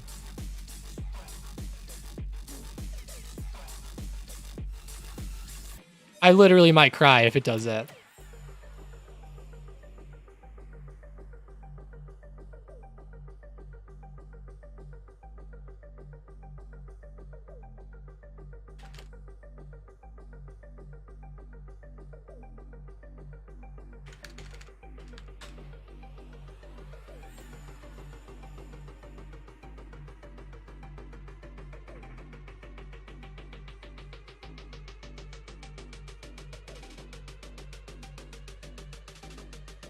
Hell yeah, I'll tell you what, this has been such a good week, guys. We are going to go out and have a nice steak for dinner tonight, guys. Gonna go get a nice steak with these big gains this week and the nice plays in the Discord, everything like that. It's been a great week this week. Let's go. Let's go. That sniper bot has been wild. Seriously. Insanely wild this week. The plays have been amazing. It's $99 for the first month, guys. Try it out. Use code 2023. I think you guys will have a great time in there. And if not, you will definitely learn something that $99 is definitely worth. So let's go. You can join up and you can PM me and ask me questions anytime if you join that too. So keep that in mind. If you're in the premium, feel free to PM me anytime. A lot of people don't even know that, but you can just shoot me a message. Of course, I get quite a bit of them, so it's a little bit hard, but I like to get back to everybody. Purdy says, what's your opinion on SPY for next week? Debating whether to sell the 440 call or sell the 335 put for my spread. Let's see. Let's see. What's my opinion for next week? All right, so next week is going to be a little bit tough for me, Purdy. I'm leaning to the downside, though, pretty hard. The only concern that I have for SPY going into next week is that I'm really watching here for a lower or what we would call a higher low to come in. So this low down here is pretty low, right? Down around 433. Like, let's say 435 does hold up as support. That would be a higher low, and we could end up, using that to move back up. Now, that might not happen, and if not, I'm going to watch for a break under 433, and then a move down to 430, and etc. to the downside. And I think that we'll be moving down. I do. I think the market will be falling off to the downside. But I will be adaptable, and I will be watching for that possible higher low to come in. It's definitely possible to happen. So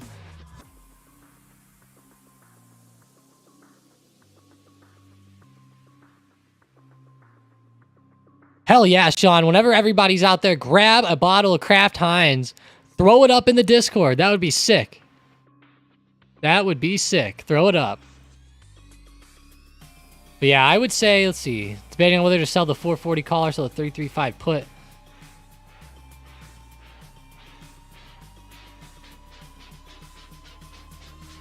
If I were you, I would probably do the 440 call. I don't really see us getting back above that resistance, and I think that would be a pretty good level to have. So I like that one. Let's go.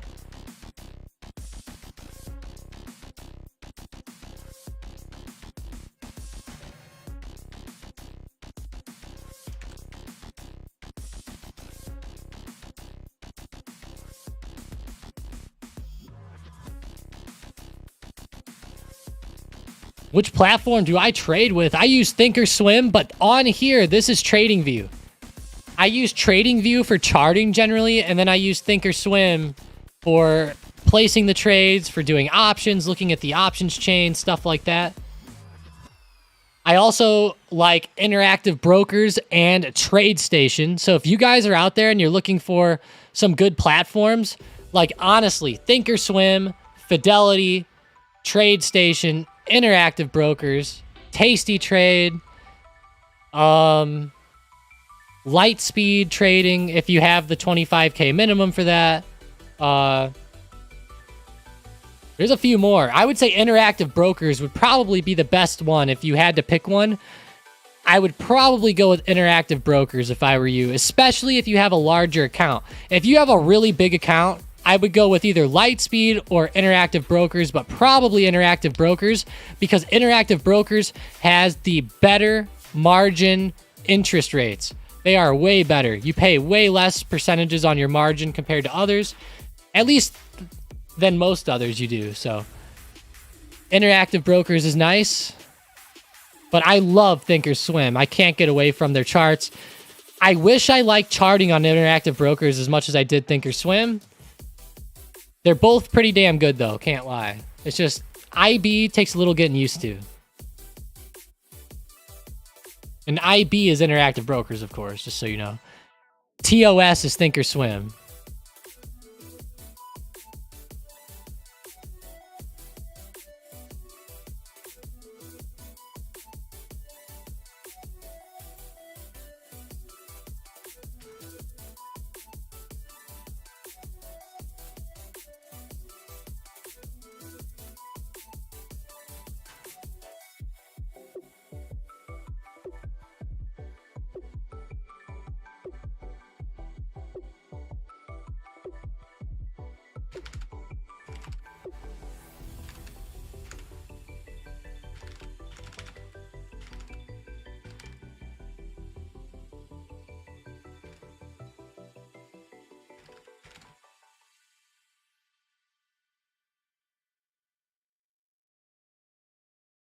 Wow, let's go today, guys. It's been a great live stream out here. We have 45 likes. If you're out there and you have not yet liked up the stream, please like it up. We need 5 likes to get to 50 likes. If we get there, I don't know. It's going to be like the best like day we've ever had. So I appreciate you guys, though. Even if we don't get there, though, let's go. What a day to be here on the stream. I appreciate everybody for sticking around.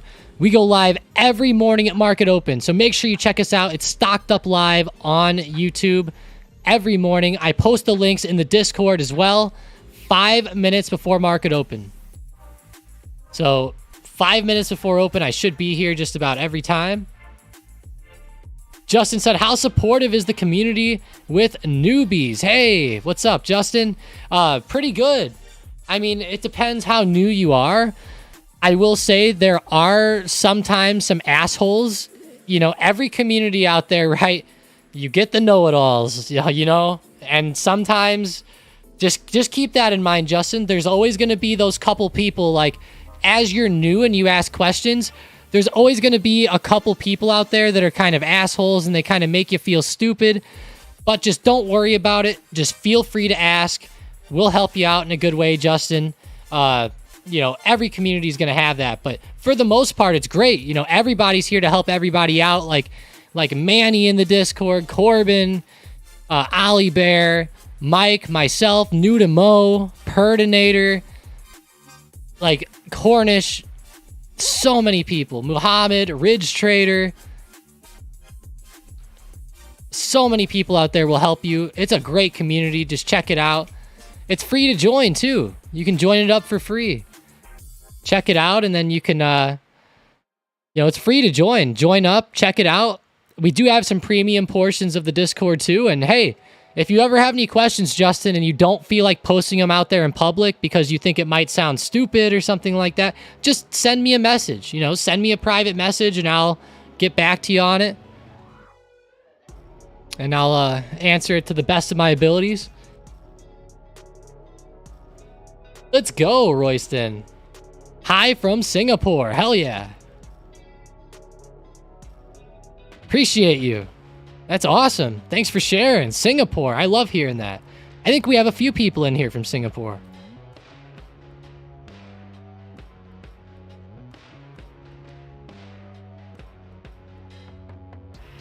What do you think about buying puts on Google? Triple M said. Google. Hey, Triple M, long time no see. Let's go.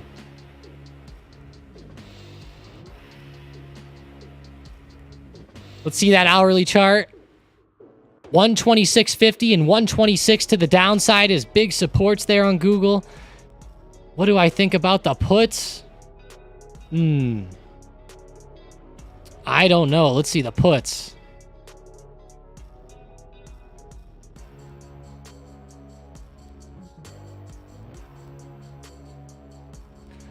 I'm a big fan, especially as I zoom out more.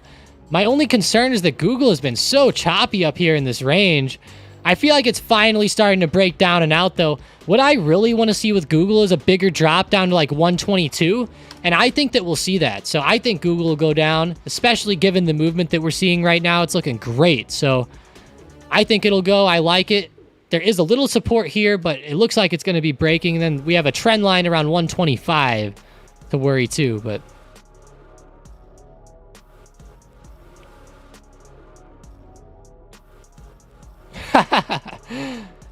Dang it, Purdy, you stop that. Oh, he meant it he meant a happy face. I see. I didn't know what the hell you meant at first. That's funny, but let's go. Let's go, guys. Great place. Yeah.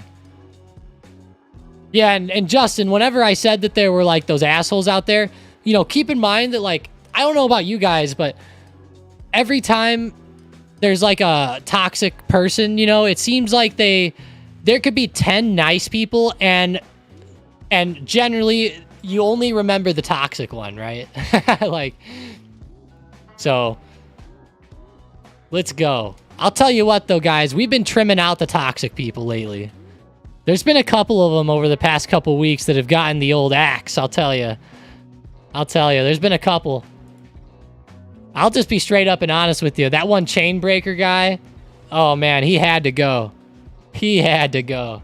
I can't lie. Cannot lie. That guy was the most negative Nancy I've ever met.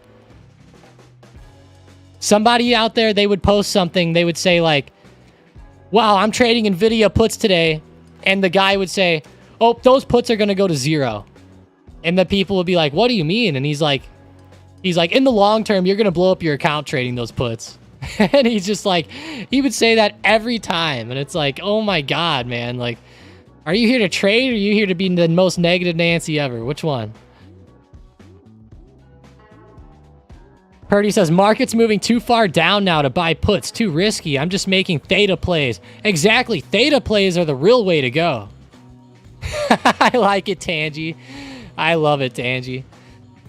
He goes, chain breakers sucked. I honestly hope chain breakers in here and hears this. Like, that person needs to go to like a, they need to go get some therapy or something. Seriously. I hope they hear this. Yes, Key says thank you, for sure. Love you guys joining up today. We're at 54 likes. We've exceeded expectations today by so far. This has been the best stream probably in the history of the Stocked Up live stream. No joke. So, round of applause to everybody out here. Everybody who's in here deserves a clap. Let's go. Let's go. And you know what? We get double claps. If you guys are winners today, this clap is for you. Great profits on this downwards momentum. It created some great opportunities. Whether you're looking at Boeing down to 213. Look at that. Bounce right off the level we thought. That was the first target we posted. Boom. Bouncing back up a little bit. Let's go. Claps to everybody who profited out there today.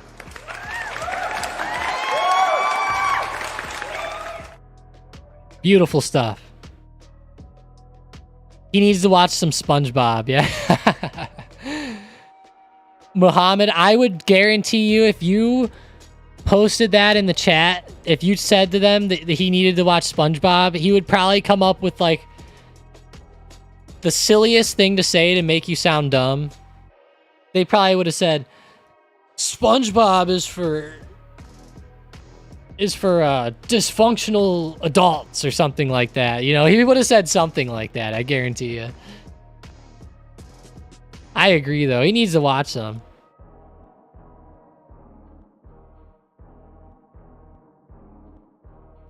$780 SPX CCS vertical call credit spreads. Nice stuff, Kevin. 780, okay.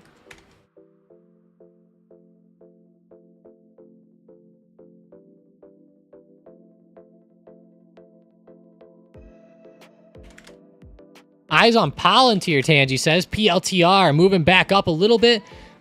Tangy, are you watching it to the upside or the downside?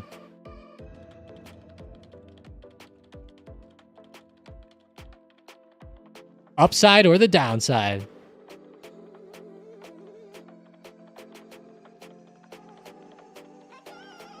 Hey, Triple M. I'm usually live for 1 to 2 hours normally. Definitely 1 hour, but usually 1 to 2. I would say on average, maybe like an hour and a half, something like that. I usually stay on as long as the viewers stay, I stay. That's generally how it goes, unless I really have something to do. But yeah, usually as long as the viewers are around, I'm around 3M. Usually once we get under about 20 viewers or so, I start to diet down a little bit. Did you make any plays today, Tom? You know, Muhammad, I did not, but I have been sitting here just loving SQQQ and SPXS, just loving them in the account lately. I've been swinging them and trading them a lot, so it's been really fun trading those.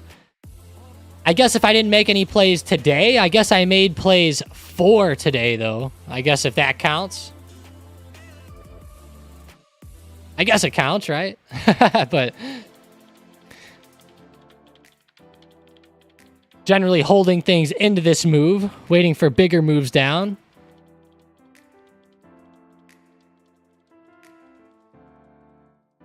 Yesterday was pretty fun to trade, though. I'll give you that. Pretty fun moves to the downside all day long out of a lot of stocks yesterday. Caught a couple day trades yesterday, but just quick scalps. If I do day trade, I'm generally a very quick scalper. But I would say like 80 to 85% of my trades are some type of premium selling play or longer term share type of play usually. Most of the trades.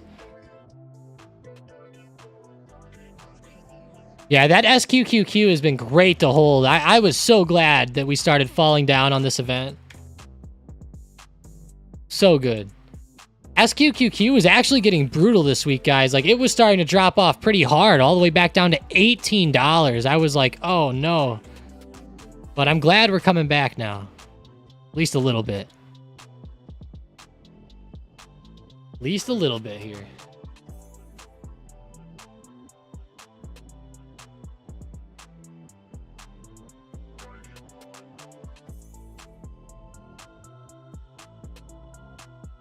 Let me bring up my watch list. Let's see what we have going. Wow. A lot of these growth stocks are holding up pretty well, like Beyond Meat. Damn, these stocks aren't bad. XPEV, Peloton. Exactly, Mohammed. We have till September. Honestly, till the end of September. So let's go. Yeah, September's going to be great. The worst month in the market. I like it, Mohammed. Good point. Good point.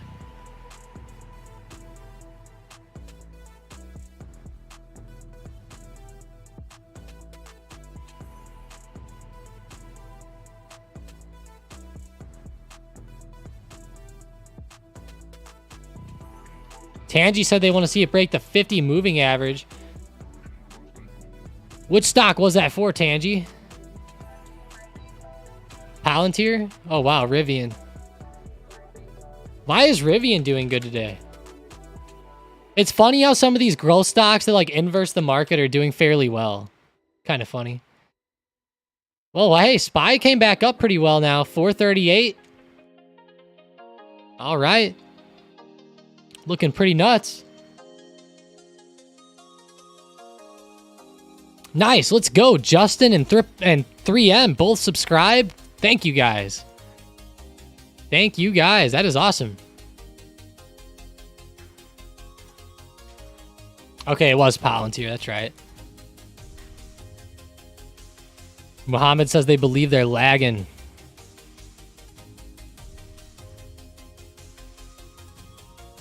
I agree.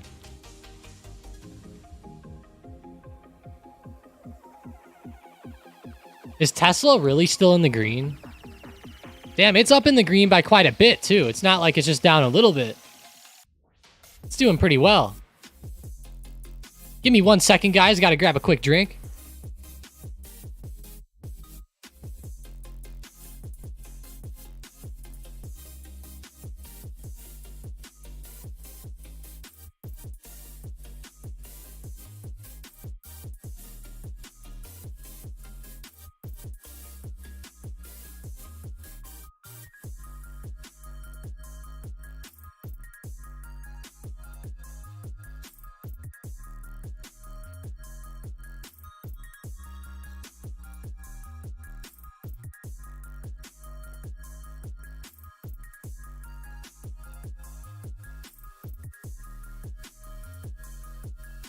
Beautiful, Justin. Nice.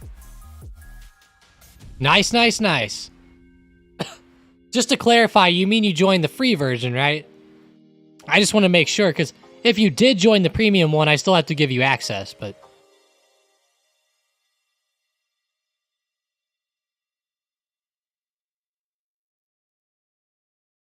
Good stuff, though, Justin. Appreciate you. It's a great community, man. Seriously.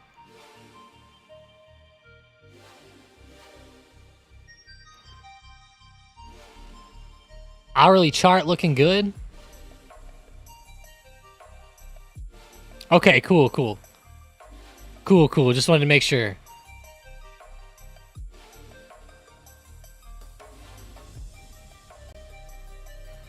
Hell yeah. I can't wait to get that steak, guys.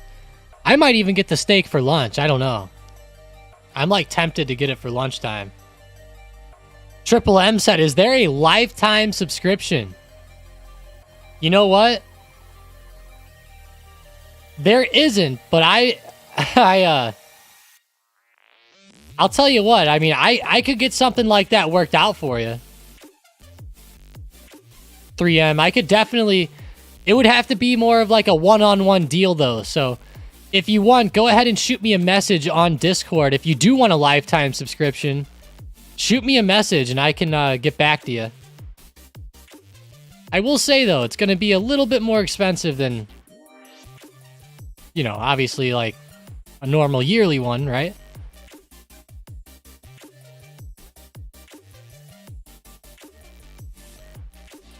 But hell yeah, and we're not going to go anywhere. You know, we're going to be doing this for a long time. Like, Mike and myself, we're in this for the long term. Like, if we're not doing this in 40 years, I'm going to be... we're gonna have to go through like the Great Depression or something, you know, for that to be possible. And I'll say from a personal side of things, at least myself, like, I would definitely go and continue no matter what. Even if anything happened, like, we would always keep going out here. Me and Mike, we would always keep going.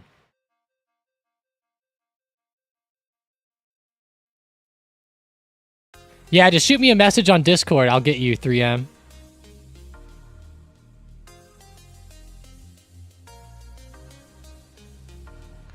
Also, if you guys ever want like multi-month deals or anything like that, also feel free to shoot me a message about that. We could also work something out with that too. But let's go here. Tesla looking great. 235. I don't like it. I'd rather see it go down. Damn it, SPY. Remember earlier whenever I said if SPY gets all the way back up to highs, I'm going to cry? That crying might be coming into play later, it sounds like. I sure hope not, though.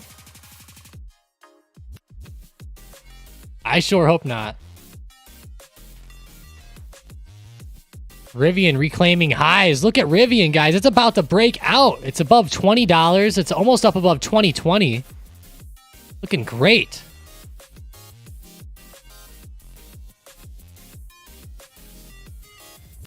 What a move.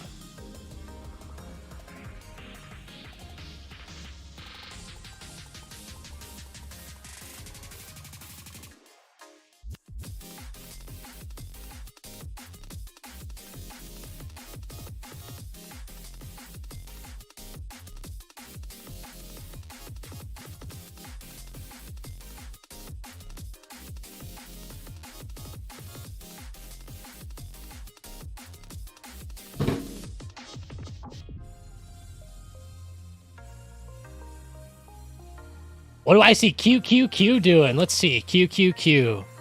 Yeah, it's moving to the upside in a pretty big way. Definitely recovering back. 360. I hate to say it, but it's recovering back right now pretty hard. I don't know where this thing's going to stop. There is resistance like right here around 361.85. But to be honest, this is a tough one today. I'm really hoping we see more downwards movement in next week. That would be ideal for me.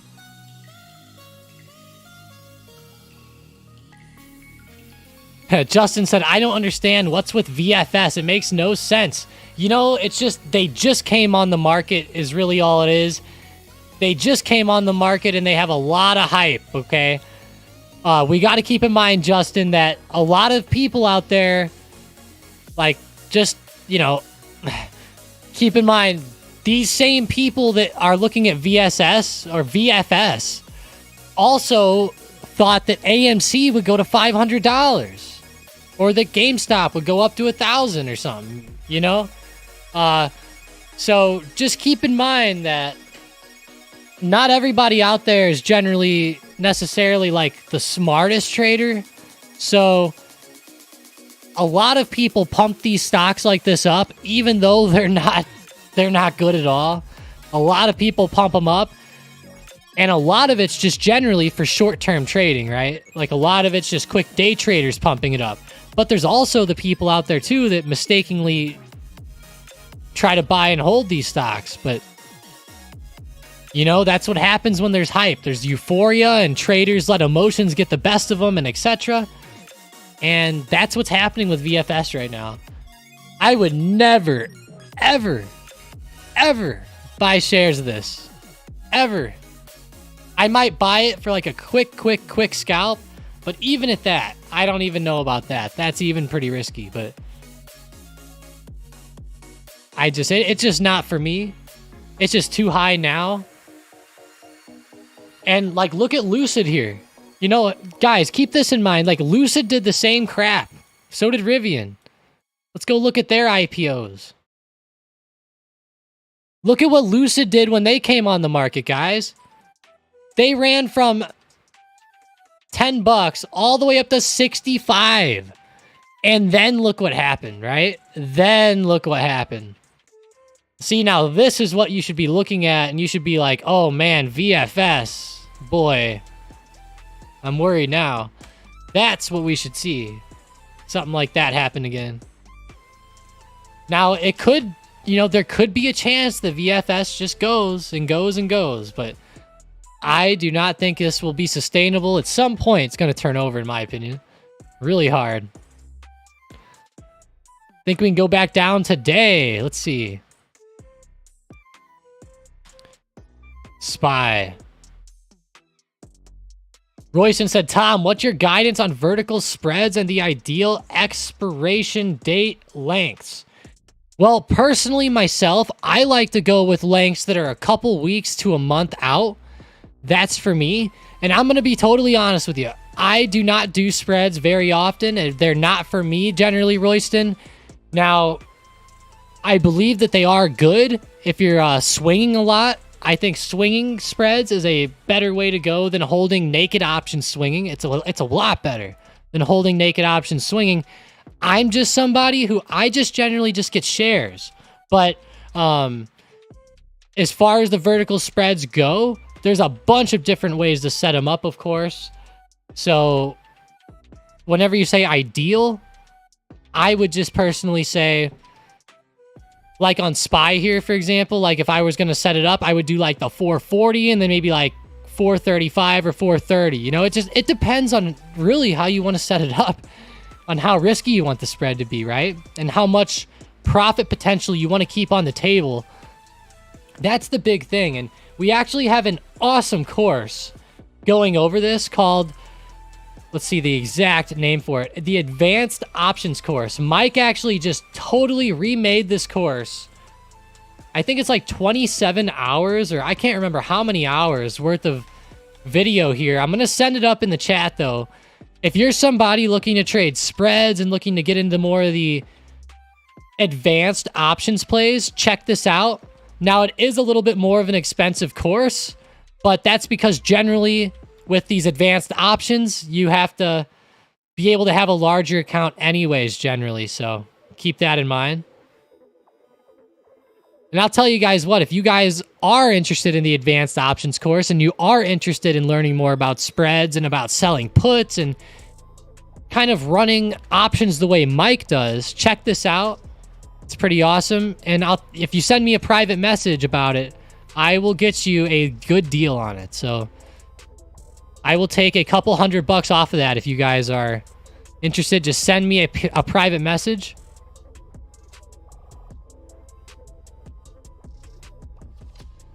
But there's a whole bunch to it, Royston. And it also depends on like the strategy you're looking at. There's just a lot to it. Boeing down to 213 even.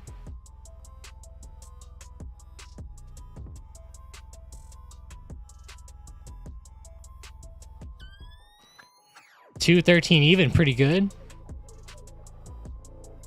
Watch that as support. We've been watching it all morning. How's SPY? Are we turning back?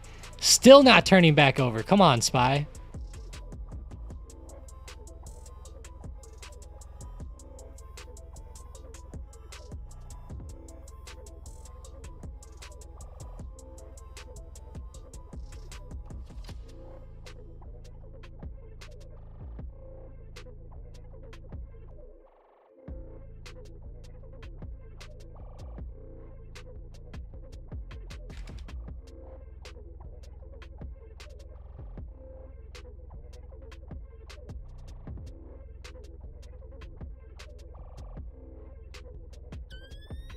Hell yeah, Royston.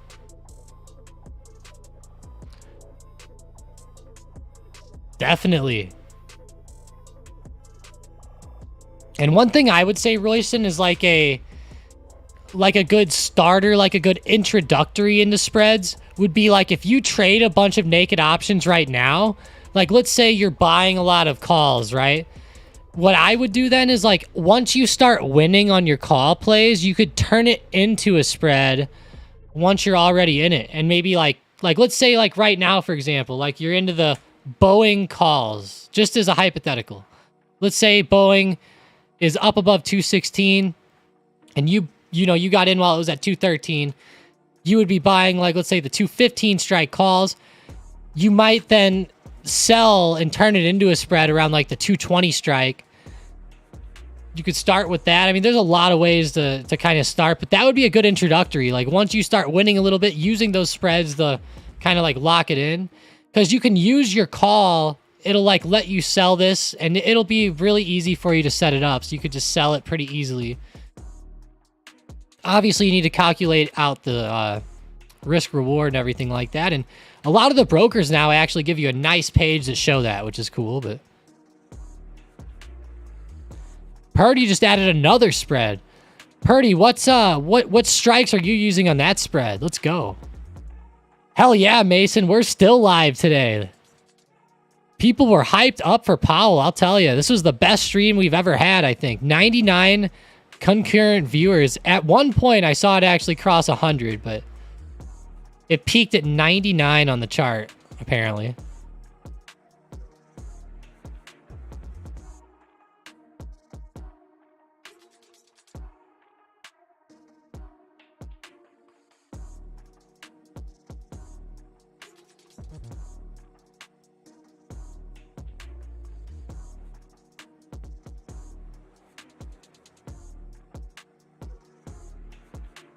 Yeah, his speech was really short today. It was like 10 minutes long. Oh, Royston, hey. That was just all hypotheticals, Royston. I was not saying that to actually look at Boeing there. No. That was just all hypotheticals. Let's go. Whoever's smashing up those hearts, guys. Let's go. That's awesome.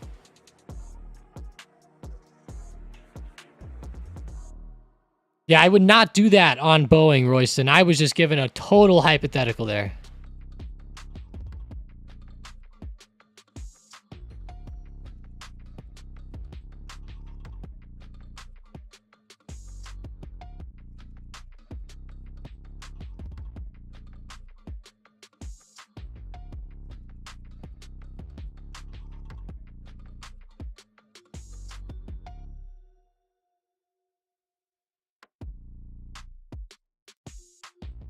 Yeah, let's go, though, guys. Great stream today. How's that SPY now? Starting to just get a little crazy.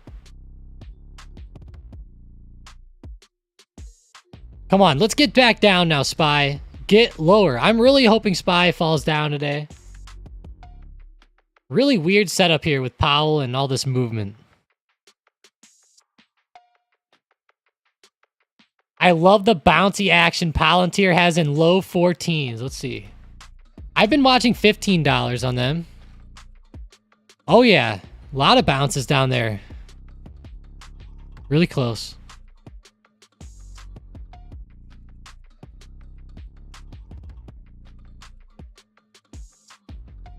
Really close. I like that. Somebody in the Discord just said they burned their tits off today. What the...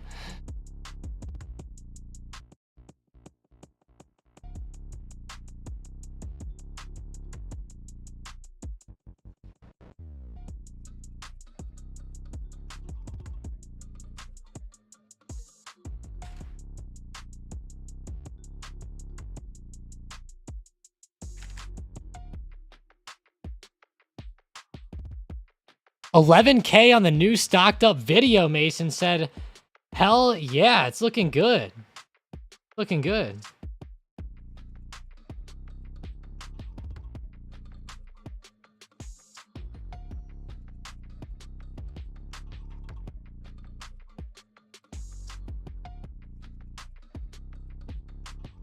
Yeah, that's awesome. The videos have been doing great lately, guys. We appreciate all the support you guys have been showing us too. On the YouTube. It's been awesome. Like last night's video is up to 11,000 views. The day before was 5.3 thousand, but then 11,000 before that, 14,000. We had a 20,000 video a week ago. Like, wow. This has been insane, guys. So let's go. It's been an awesome past few weeks. And a lot of this price action has actually been going very well for us. Like, if you guys have been paying attention to the videos, like, I'd never want to sound like a cocky asshole or anything like that, you know? So I don't want this to come across like that. But, like, we've been talking about SPY going down, like, literally since the trend broke up here on August 1st. since August 1st. We've been talking about this, guys. And we've been looking at it down off of these trends the whole entire way. And we've been finding other trends to play. It has been a great past few weeks. It's been going perfect. And even like this past Sunday, you know, like we were talking about, hey, this week might be pretty good. There might be some uptrend for a few days and then a bigger move down towards the end of the week and then heading into the next week. And that's been kind of happening perfect. Now, is it going to happen like that all the time? Are we going to be spot on like that every time? No. But given what we've been seeing lately, it's been actually going very, very well. And we were looking at SPY perfectly up in that big uptrend as well. So it's been going great lately, guys. I hope that maybe that's why, you know, maybe that's part of the reason why things have been upticking a little bit here for Stocked Up. It's been awesome out there. VFS, this is nuts. Let's see, VFS. Oh my gosh. $66 now. This could be good for some day trades, guys, but I would not recommend holding this longer than like 5 to 15 minutes. If you're trying to catch a quick scalp, maybe, but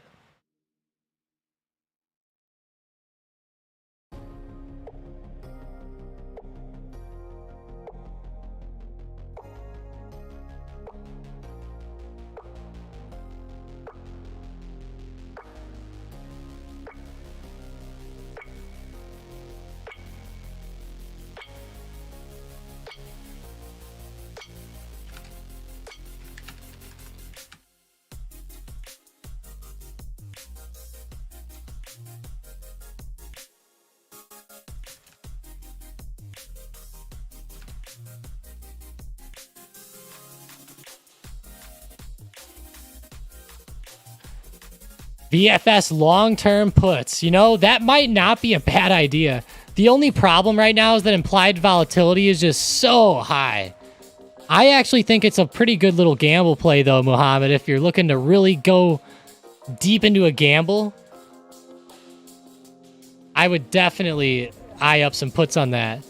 Mason said the background music's going crazy. I'm vibing. I know, right? This has been some great background music, man. It's called 100 Thieves Hype Track, Volume 2. If you guys don't know what 100 Thieves is, it's a really big gaming organization. They have some professional gaming teams, I should say. Powell going straight to the hotel bar now. Cornish, that's pretty funny. Look at what he just put up here in the Discord. It shows Big Daddy Powell going to the bar. Oh, boy. I might have to join him there. I'm just kidding.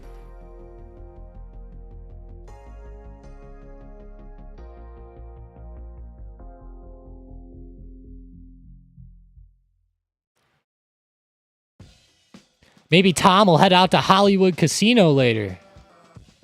Maybe. No, I'm just kidding. I can't go there. Well, I could, but I don't know. Whenever I see the percentages on those games, I'm just like, ah. The only thing I like playing is blackjack, and I suck. I can't count the cards good enough like I want to. I know how to do it. I just need someone to practice with.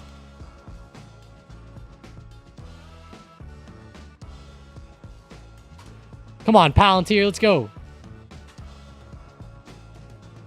Hollywood. They literally call it that, Mason. It's called Hollywood Casino. Here, look at this. Hollywood Casino. Here it is. This is also, they have a big amphitheater here. It's where all the big people come to play music. Like recently, we've had a crap ton of people come in. Oh, apparently they have these things in Illinois too. I didn't know that. I didn't know that this was like a thing that was all around the country, but interesting. So we have Hollywood Casino here, then we have River City Casino. We have this one as well. This one's kind of suckier though. Then we got Ameristar, which is the best one. Ameristar Casino is pretty sick. I'm not gonna lie, whenever you drive into here at nighttime and you see all the lights and stuff, it is a sight to see at this one. Beautiful. But definitely not gonna go play this week on blackjack. That'd be so stupid. Sometimes you just wake up and go on a winning streak. Purdy. Maybe I'll go play some poker, you know? Purdy's got me excited for some poker now.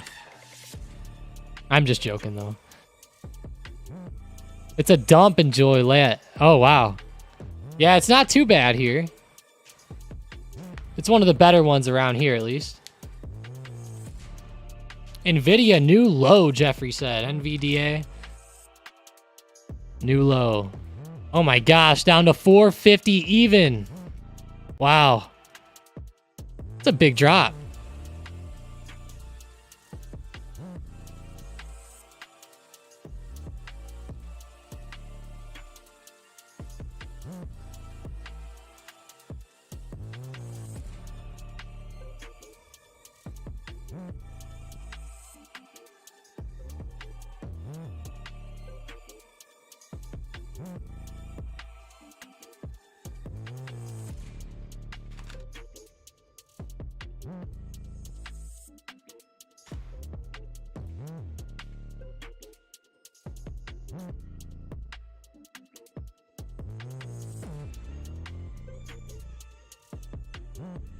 Where'd we enter on SPY, Sean said. Hey, let's see.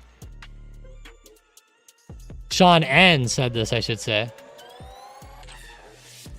435 is a good point. I think if we break down under 436.30, I think that'll be a good entry point for you on those puts, Sean. Eye that up. 436.30. That'll be what I'm looking at. Pretty good level, though, I would say.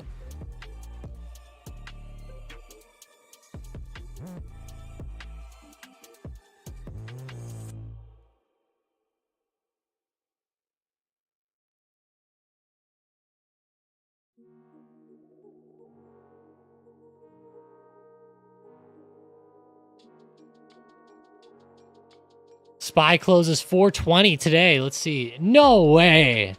No way. Yeah, that's a pretty big projection there. I would say there's no way SPY gets to 420 today. If it does, I would jump up and down with the quickness, but I don't think it will. Wow. Purdy says they're up 21.5 thousand in poker winnings. Wow.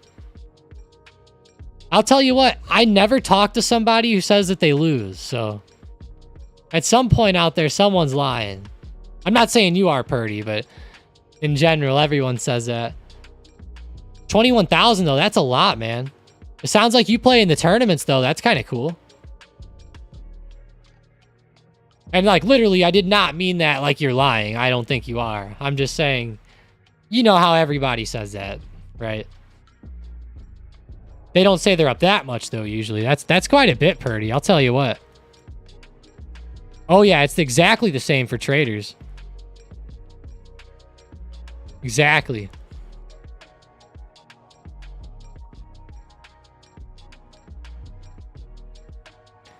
Purdy, that's bad. How did you do that? Is that all like playing like open play, or is that just all tournaments? I'm curious.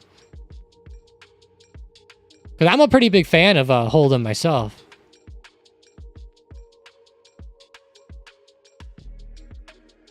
My problem is I get kind of stupid sometimes.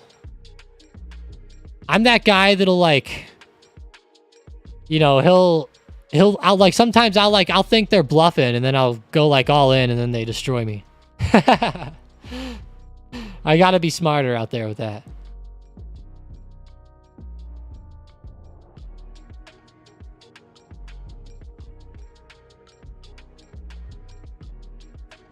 Speaking of that, I wonder if I still have Poker Stars installed.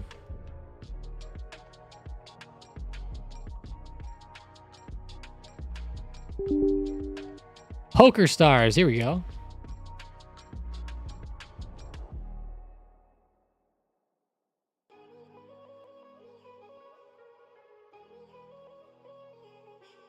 That's a great year, though, Purdy, of doing that. Hell, you're making like minimum wage playing poker, Purdy. That's kind of funny. That's not bad. And the year's not even over.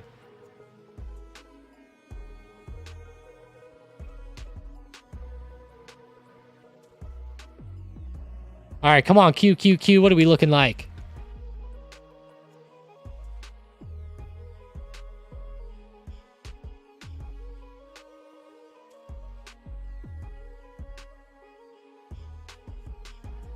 Just so you guys know, I gotta head out here in about 30 minutes or so.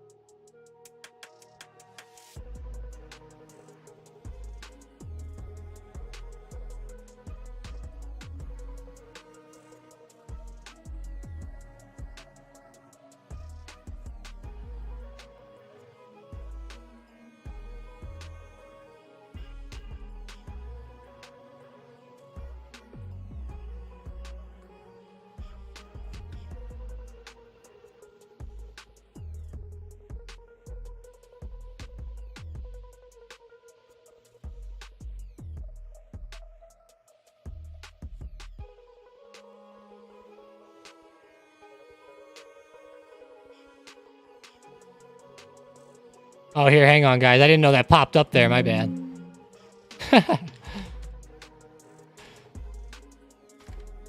I'm curious what happens with poker. You guys like my profile picture on here? That triggers the people when they play this. I got 2.9 million chips. Dang it. I had to, guys. I was getting excited.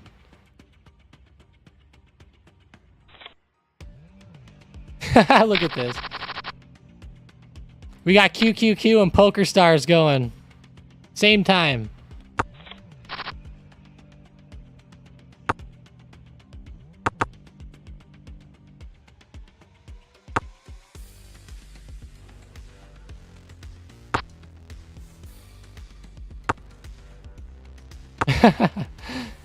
There we go. Mostly tournaments. Do I trade pre-market sessions? No, I don't really.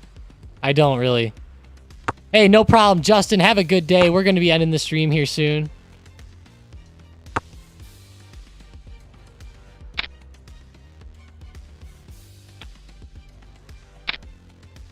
That's awesome. Tournaments. That's cool.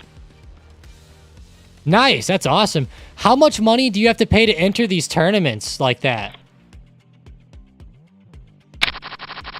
That's pretty cool. I've never tried that, but sounds cool. How come I don't get to play? Oh. They screwed me.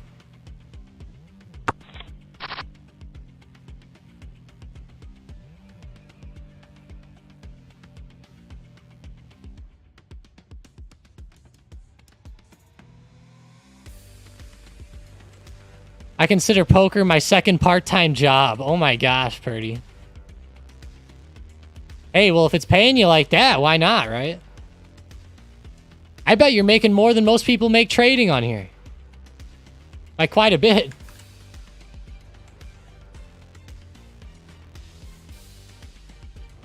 Your SPY starting to move. 437.50, not bad.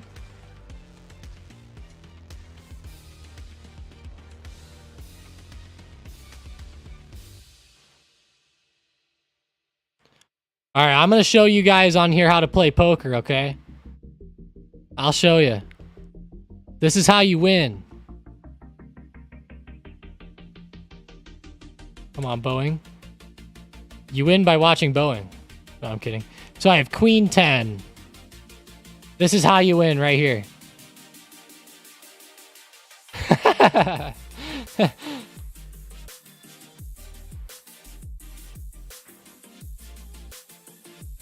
Uh-oh.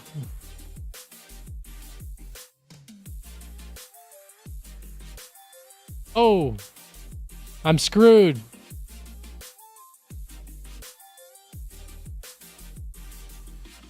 Yeah, bet all your money. There you go. Sure, let's play it out. Ooh. Come on, queen or 10, queen or 10. Yes! Yes, that's how you win. I told you guys. I just doubled up. I'm leaving. See, that's how you win right there. That's it. Boom. I'm a professional, guys. Professional poker player right here.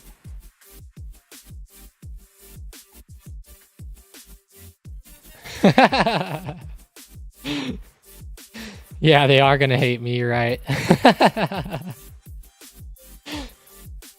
I win.